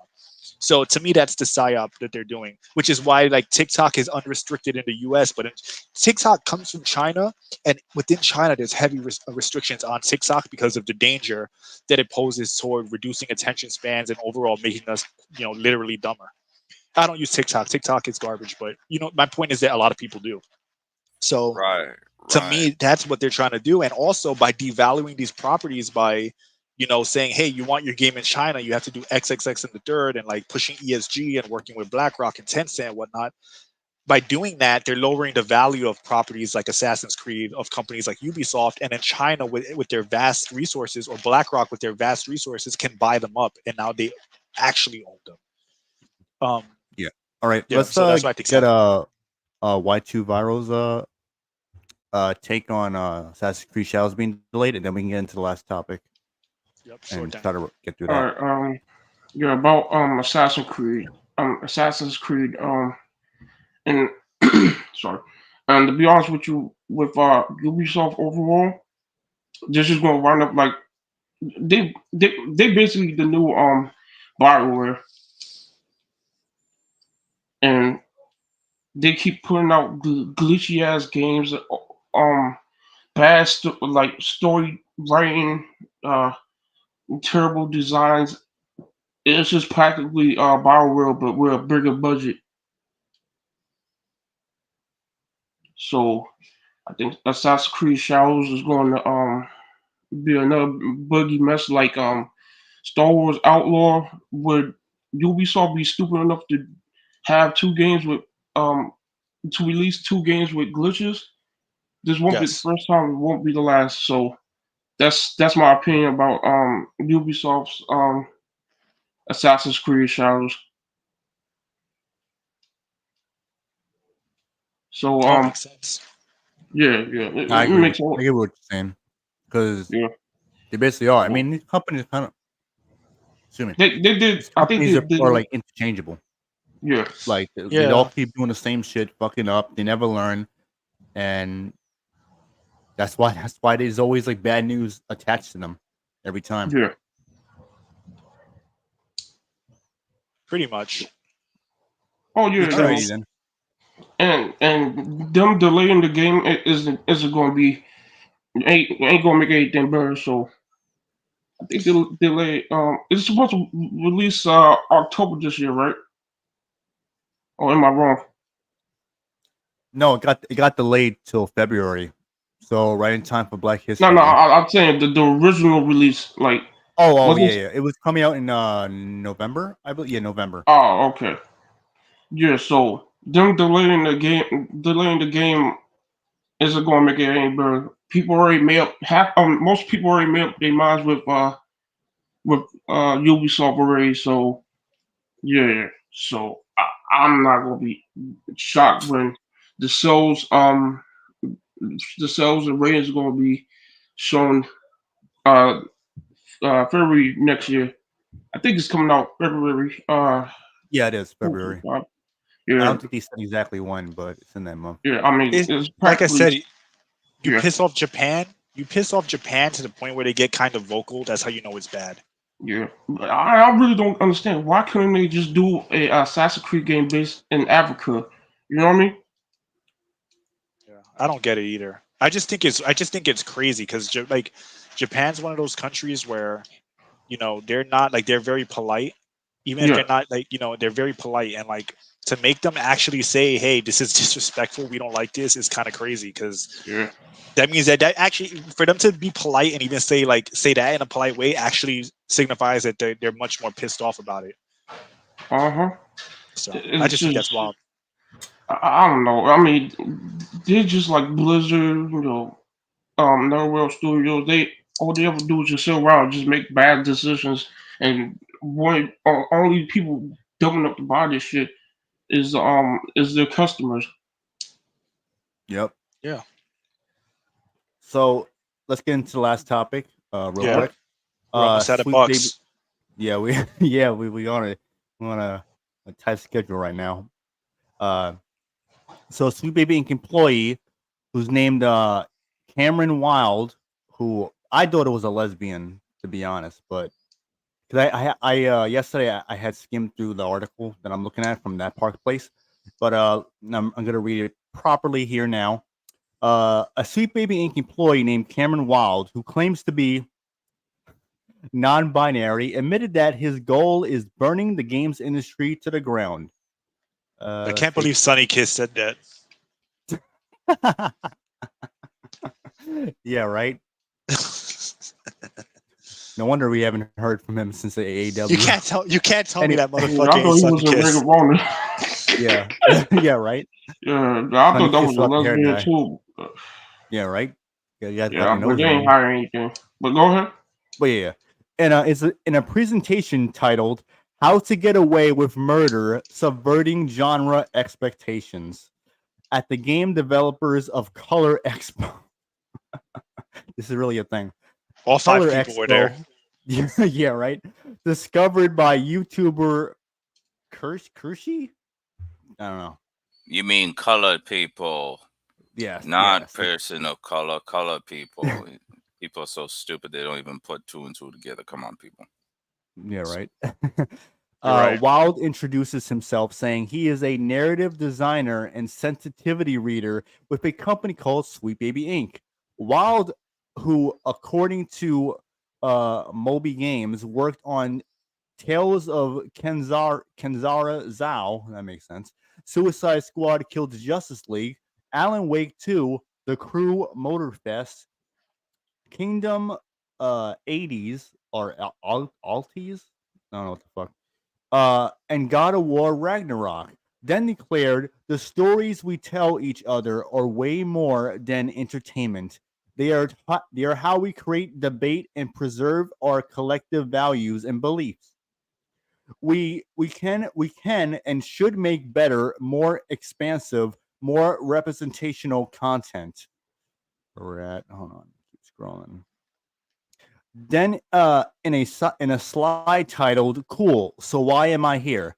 one of the bullet points states "burning the games industry to the ground," and the next slide titled "So why am I still here?" one of the bullet points states to prove that space where whiteness doesn't have to live is where some of the best stories are told.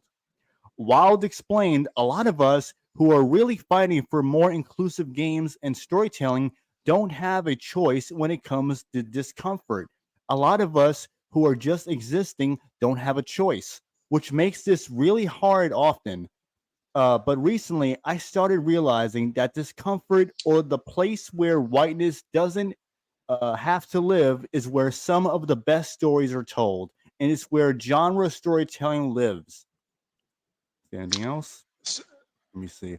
Okay, later in the presentation, Wild explained while Blazing Saddles is his favorite film, the reason why I love it beyond some truly Mel Brookstein. Am I saying it right? I don't know. I gotta Anyone see knows the who that word. is? I All don't know right. who that Well, is. anyway, No, whatever. Bergstein or Brookstein. No, it doesn't have Steen. Brooksane? Brooksane? I don't know. Whatever. Who cares? Slapstick humor and fart jokes. Blazing Saddles is extremely aware of social inequality and finds his humor in that darkness, which means I can laugh in a way that is cathartic. It's a movie that isn't making jokes about me, but for me. And I think that's really awesome because you can just tell in the text, but it's also a fact that Brooks worked with black writers to make sure the jokes came at the expense of whiteness and chipped away in an absurd social hierarchy.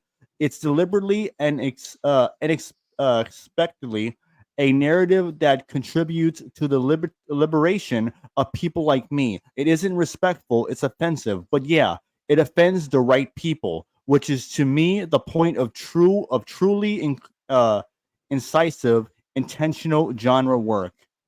And that's pretty much just it. Well, I kind of could relate.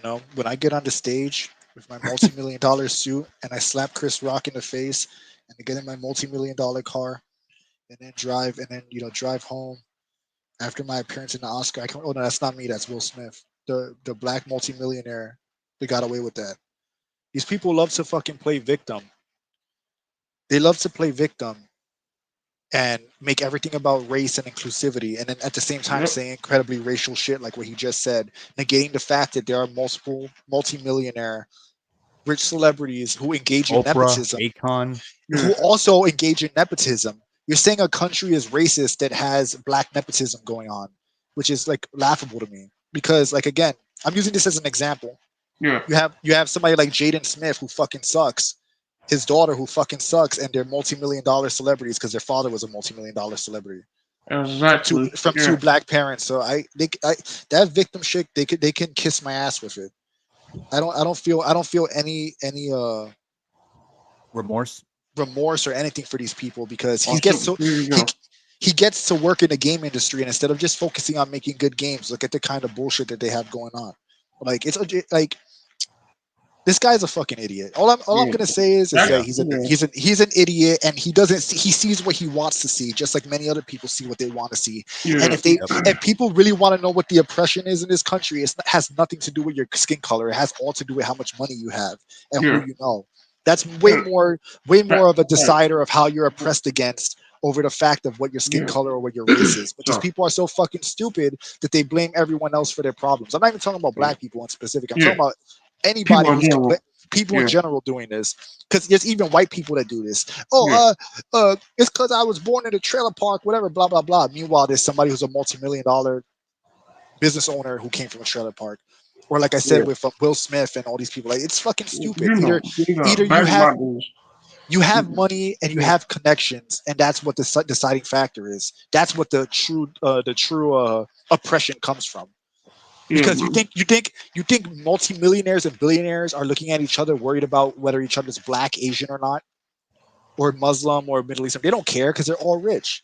But these people want to sit here and cry and scream till they're blue in the face about modern racism. I mean, how they got there in the first place is questionable, but then meanwhile, this guy is in a high position, affecting multi-million-dollar games. These people are brain dead. They're tone deaf. They don't see the forest for the trees. They see what they want to see because it's convenient. And sadly, you have a lot of people that listen to them. Yep. So their whole life, the whole livelihood is based off of being a victim, and they're thanking the devil that DEI exists, because otherwise, they would not have any position of power. No one will give a shit about them. No one would even know who this fucking ass piece of shit is, or any of the other pieces of shit at Sweet Baby Inc. or any of these other consulting firms like Hit Detection or Black Girl Gamers. Like all these firms do is ensure that the game is going to be filled with activism, propaganda. Back in my days, people like not to mention that it's just racism. He's actively trying to it's actively trying to make white people uncomfortable because you feel like you're entitled to it because of your perception of what you consider fair or not in this country, disregarding the fact that person who's seen that movie or playing the game could work a 15-hour shift and just wants to come home and play Spider-Man, but now he has to listen to some fucking idiot activist complain about shit that has nothing to do with him, and that he personally never owned slaves. Him personally never oppressed women or anything like that. But this guy has to sit there and eat it because this guy feels entitled. That's the kind that kind of shit is actually very aggravating because in the end, it is what it is. It's racism. That's what it is. It's racism. These people are fucking crazy. Like back in my days, usually people when you see people like that, they usually be in insane asylum. These are the guys that back in the day used to scream on the train and you would fucking ignore them because they're saying nowadays half of them is in the gaming industry. Now they're being hired by multi-million-dollar companies. That's how they got picked up. They found them at the in the trains, hooting and hollering, and it's like, you know what? Come work for our company. Yeah, I had the same thought. It's nut jobs. That's what it is. You're just fucking weirdos who are. I've been taken by aliens. Oh yeah. We definitely look for our game development. Like these are those people that they have extremist ideas, because that to me is a very extremist viewpoint, and it's because he doesn't want to take a lack of accountability. He sees people around him failing and doesn't realize that, hey, maybe they failed because they fucking suck. Maybe they didn't have the willpower or drive to actually push themselves to be good in the field that they're in. So everything is because of race and gender to these people, not accounting for the fact that somebody could just fucking suck. Right. Maybe you were not the best programmer. Maybe you were not the best writer. Maybe that guy was just better than you. Is that possible? That maybe you just weren't the best choice or the best option? No, again, that's what they all do. And again, we're in a country where fucking LeBron James could talk on Twitter, where Colin Kaepernick could take a knee publicly, receive no backlash. This is a country where Will Smith slapped another black celebrity, which makes it worse because it looks terrible, on TV publicly and gets off scot-free, no lawsuit, no jail time. That's the country we live in, and these people want to complain and bitch. It's just so annoying. It's so fucking annoying. I wish my problem was being a multi-million-dollar multi-millionaire, or I wish my problem was consulting over a video game. Oh my god, how terrible. We're living in a generation of no accountability. Yeah. They will blame anything that don't even fucking exist, then take responsibility. Yeah. Yeah, and you think these video game publications would talk about things like I remember there was a talk about the PlayStation control that you can like the PlayStation 5 control, you can open it up and change the insides of it and stuff like that to, make it better for your feel, right? And stuff like that. They don't talk about stuff like that. There's no guys talking about how you do things like that, or for example, if anybody does anybody know that the Black Ops 6 you can actually change the layout of the what you see while you're playing the game? Is anybody aware of that? I didn't know that. In what sense? Like remove blood, change the art style. Like how does it? What exactly does it change? Okay, so let's say you want the map to be in a certain section, the ammo count, the tactical and the lethal at a certain section, right? The layout, that kind of stuff. Okay, gotcha. Right. Yeah, yeah. The So interface. right, the interface, it's just they don't talk about things like that. I had to ask you guys and you didn't know about it.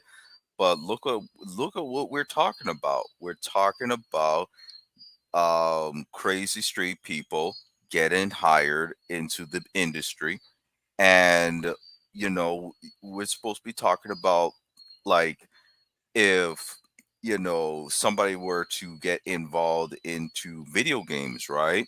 What kind of engine would you use, Unreal or the other engine? Godot Stuff is like pretty that. good. Right, right, Speaking of just putting it out there, if anyone's interested in game development, Godot is pretty good. It's pretty simple too. right.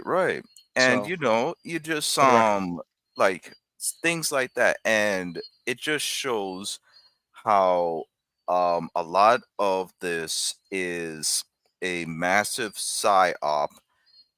These people, you and Viral were saying, Japachi and Viral was saying, the crazy street people got a job and they're going around talking a bunch of nonsense. And we're not, people are not talking about things like how they used to talk about. Like, I was watching the footage of this old PlayStation 1 game, right? And it was talking about we're playing the game. Was one of those playthroughs. I never had a PlayStation 1, but the game was that's really called. sad. My sympathies. Right. Well, my thing was with the PlayStation, I it was look just forward to like, owning the PlayStation 1 myself. Oh man, yeah, at the time, my heart breaks. I was too young. I was too young to, like, get my own gaming system and stuff like that. And Gotcha. eventually got the Dreamcast. But I was just looking at some of these old games and how the UI is set up, even how I think about things like the shading of, like, how they portray nighttime, and now just like how they used to do it, Yeah, and from an you artistic know perspective, yeah. right, and stuff like that. And with The my Dreamcast was game, amazing, by the way. That was really ahead of his time, man. yeah, I'm looking at this old game called, like, G Police. G And Police. G Police is like this game where you're like this futuristic cop in dystopia where you're, like, using an attack helicopter. And it's just like, I'm looking at this. I've never seen this game before, but I'm looking at the fonts, everything. The good old And days of fun, man. Those were the fun days where it was about like making fun games. They felt really different from each other. Everything didn't have like the same coat of paint, man. That was a great era. PS1 and 64. Uh, mhm. that era was gold. That was really like a golden era. Right. And it's interesting how they were able to use these crazy fonts, but they knew that the human eye could pick up on different, text with, strange shapes. And now what we talking about? Sweet Baby Inc. admit they want the game industry to burn to the ground. And it's just like What a who 180 we would took, right? Right, if we can't hijack it, no one can have it. That's their mentality. Right, Mhm. right. I need to find some document on how the military does psychological, Psychic check. psyops. No, no, There's no, a not psyop. okay. No, no, Okay. no. What I mean is like mental capacity. Evaluations. When it comes to recruiting people, I need to Okay. figure out like how do they pick, people that are not, going to go crazy, or like what are their intentions, because it's just come to a point where you're It's not just very like, good, bro. why Because they are they want keep soldiers. they want, yeah, but the thing is like, What's why up? they keep picking these people? Hey, what's up? What's up, What's Reborn? um up, bro? yeah, and another thing is, I saw the version, the Sweet Baby Ink person, the little video. I couldn't watch the whole thing because it Felt just sick, had right? a punchable face. I never Yeah. seen such a I punchable cover face my on. video. I got nothing to say about it here because I will Hold be on, doing hold my on. shit about it. Reborn. Let So Octo finish. Right. So, like I said, that Sweet Baby Ink guy. When I saw that video, I knew it was a dude. I knew it was a dude. I've seen enough women faces, but my thing was I couldn't really finish the video because, like I said, I never seen such a punchable face. TV screens and computer screens are expensive, so you know, I gotta take care of them. So, Yeah. Gotta do what you need to protect your investments. yes, Mhm. yes. So, and another thing was I stopped by RJ's channel and I left a comment, and pretty much what I was, mentioned about is I noticed there's a tier system when it comes to entertainment. There's the movies at the top, there's video games, and then there is comics and other stuff. And the reason why I brought this tier system up was the fact that movies, now when it comes to movies, why I say they're the top still, it's not about how much money they make. It's about the Influence. people the people that go in the theaters. Everybody's going to the theater. Grandma, grandpa, dad, mom, the kids, the Yeah. dog, everybody is going to the theater. So if everybody's going to the theater and they're watching a movie or they're firing up Netflix or whatever in their home, everybody's gathered around and watch the movie. Now, next here in the middle is video games. Who are playing the video games? Mom's probably just using a cell phone game, but that's not their space of trying to influence people, right? Of course, they're trying to influence people in movies, television, and video games. So when we get to video games, who's most likely to play the video games? Like I said, mom is probably playing a cell phone game which has no propaganda in it. Dad is It's just probably, greedy. It just has predatory microtransactions. yeah, But yeah, exactly, yeah, Jinpachi. That's the thing. I yeah. just don't like Uh, mobile games, bro. Yeah. And also when it comes to video games, dads are the next set of people that most likely might be playing a PC game, because for whatever reason, older guys like PCs and they probably might be playing a PlayStation, and they're playing Call of Duty or whatever. And the next set is the son. Son is definitely a certainty going to be playing video games. And of course the daughter is, probably is going to be playing the video games as well. But she probably might be playing something like the Switch or whatever. And because they have more quote unquote cozy games and whatever.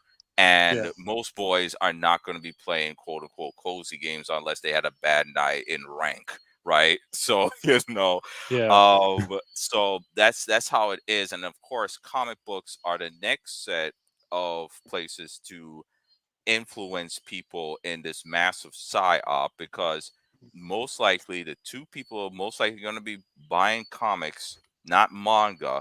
The son and daughter are definitely going to be buying manga and reading manga because they yeah. kids love that stuff. Well, manga's whooping comic books ass. Yeah, Like that's just yeah. So of so. Hopefully is. course, yeah, the That's boys are, it, bro. Yeah. yeah, of course the boys are going to be most likely reading the comics, but not too much because probably the dad is reading the comics now. But when it comes Well, down the to it, demographic is changing too, because I know a lot of the people that Time keeping me. like a lot I mean, a lot of a lot of the dads go on. now, a lot of the dads now Very important. that are playing that are like a lot of the dads and like the moms, they're gamers now because they grew up in the 90s. These are like the modern 30-year-olds that have kids and shit like that. So it's actually kind of shifting. And in my personal opinion, I think Hollywood is actually like dying out and losing to gaming.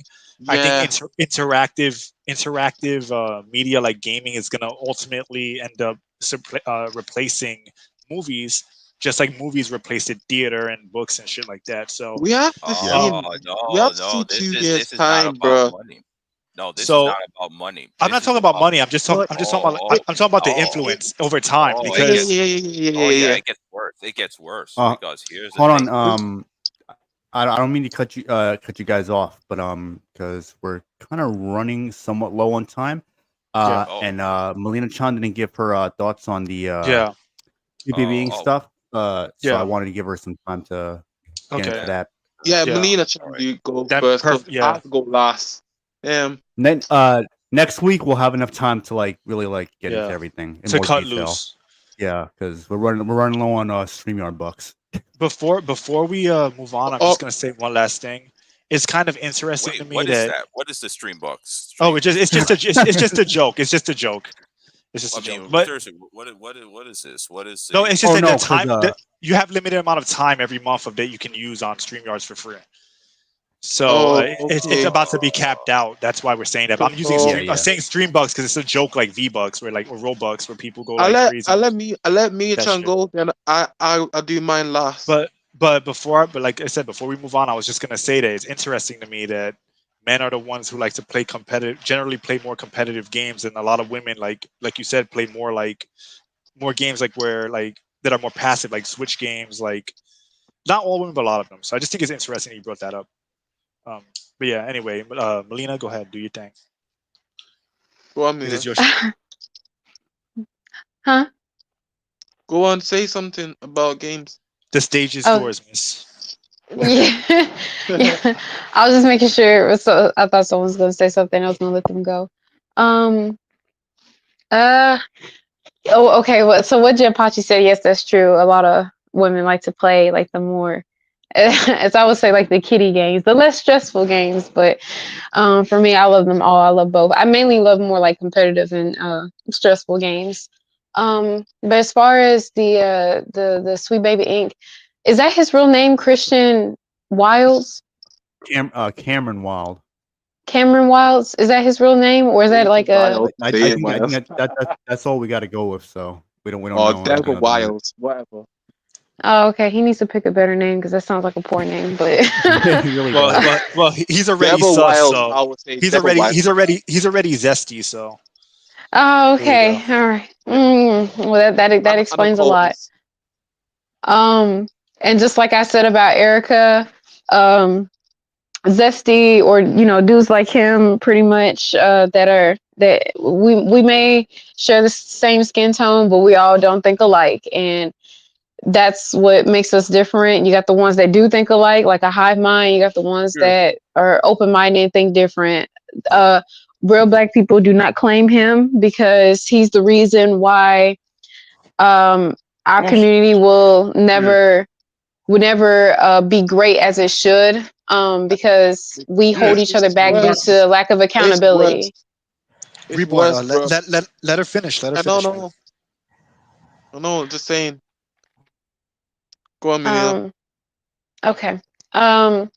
Due to we hold each other back due to a lack of accountability, and this is exactly why we're never gonna progress as a group of people because of True. that. And it's just sickening how no one wants to take constructive criticism. You can separate the hate, the trolling, but when it comes to actual constructive criticism, people that actually know what's best for anything, they get hate, they get discarded because it's, I know that you're right, or I know that you know what's best, but I don't care because I just want to be different. I just want to promote bad, and I don't have a leg to stand on. So the best way for me to get ahead is to control things and to not take any accountability. I just don't care. You know, people are going to respect me that way. And it's the opposite. It's the opposite reaction. And it's just like, and it just disgusts me even more that it's someone like him that's the voice that speaks for the majority, and they're really the minority. Well, I mean, in the gaming community, but overall, I mean, I guess you could say that he is speaking for the majority. But I'm just tired of it. I'm tired of it. I'm tired of expressing about it. I'm tired of talking about it. I mean, because at a certain point, you get tired of talking about these things. You just want action to take place, but then not much action is going to get done because individually first, and then the next step as a group need Crabs in a to. barrel. Yeah, yes, we have that bad, and it does. There's no I in team, so it does take for us to come together collectively and open our eyes, and in order for us to grow and mature. And unfortunately, that's a utopia basically. But in reality, it's not like that, and I'm just sick of it. It is. So It's annoying. Yeah. Saying to me, It's very tiring, like draining, and just like We have to be the Very change. We have to work hard to be the change, and we have to fight any opposition that comes along the way, because there are going to be people that Very are supposed to be on your side that are going to hold you back because they're jealous of you, or they're mad because you're getting ahead before them. You even see that with other YouTubers. Some YouTubers have like similar ideals, but they won't support each other because his quote unquote power level, aka YouTube count or X count, isn't big enough for them to like give them a chance or whatever, or vice versa, just hating on each other. So it's kind of funny, and you have to like have the willpower to see it through to the end, no matter what, and just make sure that you create what you want to see. Because like they always say, you have to be the change you want. And also, Melina, you are based, because in Resident Evil, you were doing way better than me in 5. So I just want to throw that out there. She was smoking. Yeah. Nah, Thank you. I thought I was good because I was punching them and shit, but Melina was just popping their heads off with the sniper, like just like. yo, That's what I do She's best. doing it I'm while obsessed with headshots. yeah, she got one hand on the Alright. controller, the other one she reading a book while not even looking at the You screen. ready?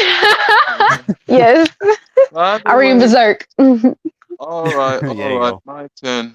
My thoughts about I did see Baby Ink another time, but I'm gonna talk about the Ghost Yate and maybe the Dead Rising Deluxe, but it's not my type of game, but I'll talk about Ghost Yate. Personally, come Well, the on. topic is guilty. Yeah, I really want another sequel of Ghost Tsushima 2, but that never happened. Once when they announced like the trailer, I say, of course. And now, right now, you got like the whole community, PlayStation community, know about this type of situation.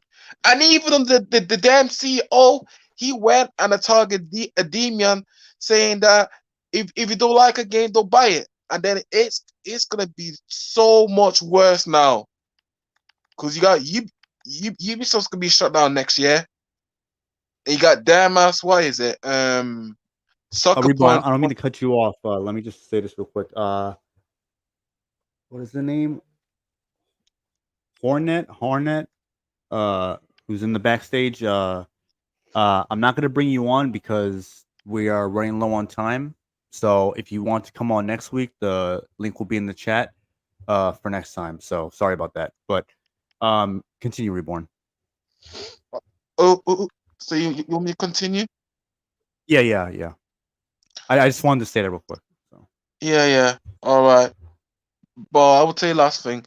Because the thing is, though, personally, I really want Jen, because even though I don't know about the situation before, when I play Ghost of Tsushima, I just kind of ignore the stuff because I thought Sucker Punch will maybe create another sequel with Jen.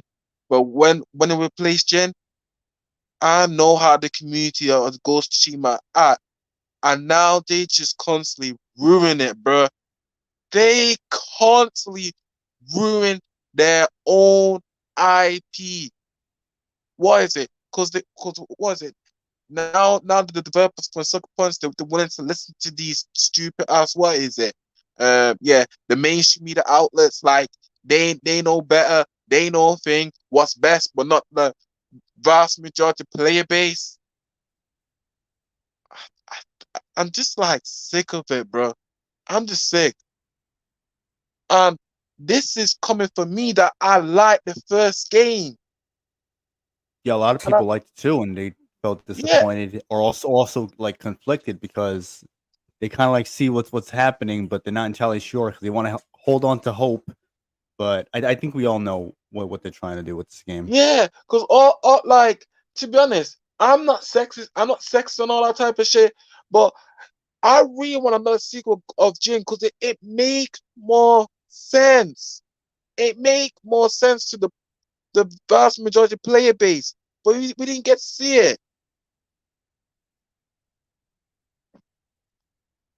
But it's just like I just don't know. And also, Revenant, I would say this, and also Nietzsche and everybody, since the CEO went in on Endymion, even though I dis I disagree with Endymion, but he made a few points. But since when the CEO went in True. like that and say, well, if you don't like a game, don't buy it. Well, it's gonna start. You got something to say to your own player base. All right then. Congratulations. That's what happened with what was it, EA or Dice? I forgot who it was. They said that about Battlefield 5. Look what happened Yeah, with that. yeah. Look what Even happened. though the CEO who said it was the former CEO of PlayStation, but still, because he still has the same mindset as the people who works at PlayStation still now. So just because he's not there anymore doesn't mean he doesn't have the same views as them. So he's probably still pushing that Yeah, propaganda slop with their other games before he left. Which I believe he exactly. left only 2 years ago. So they were already doing enough damage with their games 2 years ago anyway. So Yeah, but right now, when it came down to the situation and I find out this voice actor, I damn know that they're doing it. They're doing it purposely. But he's hoping he gets rehired. yeah, but I'm telling you, bro, if if they're gonna look if they're gonna call something about this game, it is not gonna look good on Sony. I'm sorry, it's not gonna look good, bro. And I don't know when this DI gonna like end. But we have to see in 2 months' time because you're still gonna have an election. But this, I know how the mainstream media system gonna be, bro. Because I know, like Revan, I'm gonna tell you one thing. Mhm. When it came down to the PS5 Pro and people pre-order, look how the mainstream media just got hold of it fast. Not the consumer. We all know what these type Yeah, of. they were trying to defend it and convince people to spend $700 and But when they plus pre-order, on it. when they pre-order it, guess what? They blocked it. We all damn know Yeah, they got I hold think of it. scalpers got it. Yeah, Well, I think they it's got the like I 30-year said, it's anniversary, but Democrat. still. See that's the thing. Once again, the Democrats will get hold of everything. They don't want to control the market. That's the thing. But I would say Reverend right about Democrats, bro. They will maybe gaslight or maybe control everything in the market and sort of things, bro. Sorry, No, you're right. That's what's gonna happen. even though Um, but I don't mean to cut you yeah, off, even though Reborn, but we're running low on time, and I don't want the stream to get cut off. So I all know right, Jim Pachi should all be right. back on soon. I'm assuming his phone died. So I'm but yeah, I'm gonna go right now. Yeah, yeah. you can give your outro if you want though. Yeah, yeah, I'm gonna go. But anyway, guys, I would say next week, not this week, next week, me and Rev gonna have like maybe our thoughts with Silent Hill 2 remake, the gameplay launch, and we could discuss about how it goes. And yeah, it's Reborn 6819. By the way, I will be working on my content maybe on this week, and I got maybe 3 upcoming videos. So All stay right. tuned. Okay. Nice. Anyway, Sounds good. see you. See you, Thanks Mini-chan. for See thanks you for in coming on, October. Reborn. See you. In the chat. All right. Peace, Peace. Reborn. Peace. Peace. All right. Stay safe out there, bro. Yeah, have a All good right. one. Take care. Okay, who wants to do the outro? Commander. I am a video game dev and a comic creator, and I'm not currently working on my YouTube, but you can check out my webtoons and stuff like that. I kind of go through the rest. So aside from that, you guys take care, and you have a good one. Thank you. All right. Appreciate you coming on again, OC. Take it easy. Yeah, he's a dope dude. He is very good. My name is Y2 Viral. I do content, video game content. I also do music and retro gaming on the side for my other channels. Y2 Retro, Y2 Radio, Y2 Extra, and my second channel Y2 Central. So I upload about every week. About almost every day. So yeah, so I also live stream every weekend. So And my man grinding out here. thank you. Yeah, so. And my name is Melina Chan. I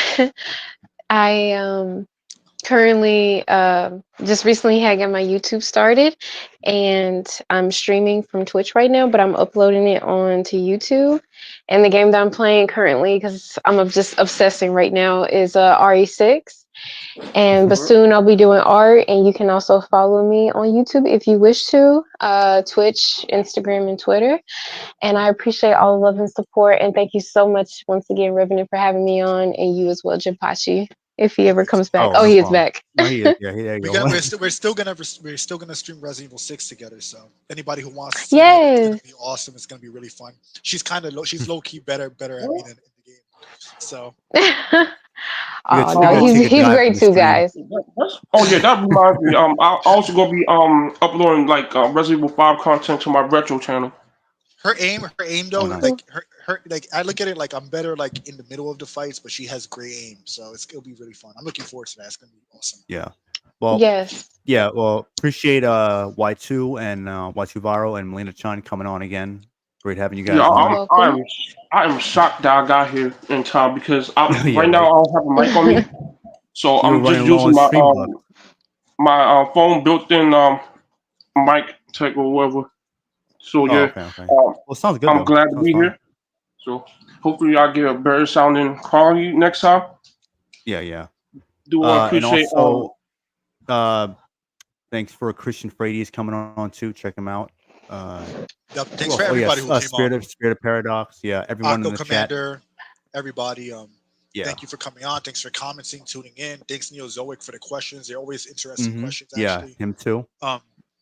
It's a lot of fun. Hopefully, we'll be able to do another podcast in the future that will be talking about more things we love and that we like, just to shake things up a bit. I think that'd be a good idea. Yeah. Me and Revenant will discuss a that. little more positive.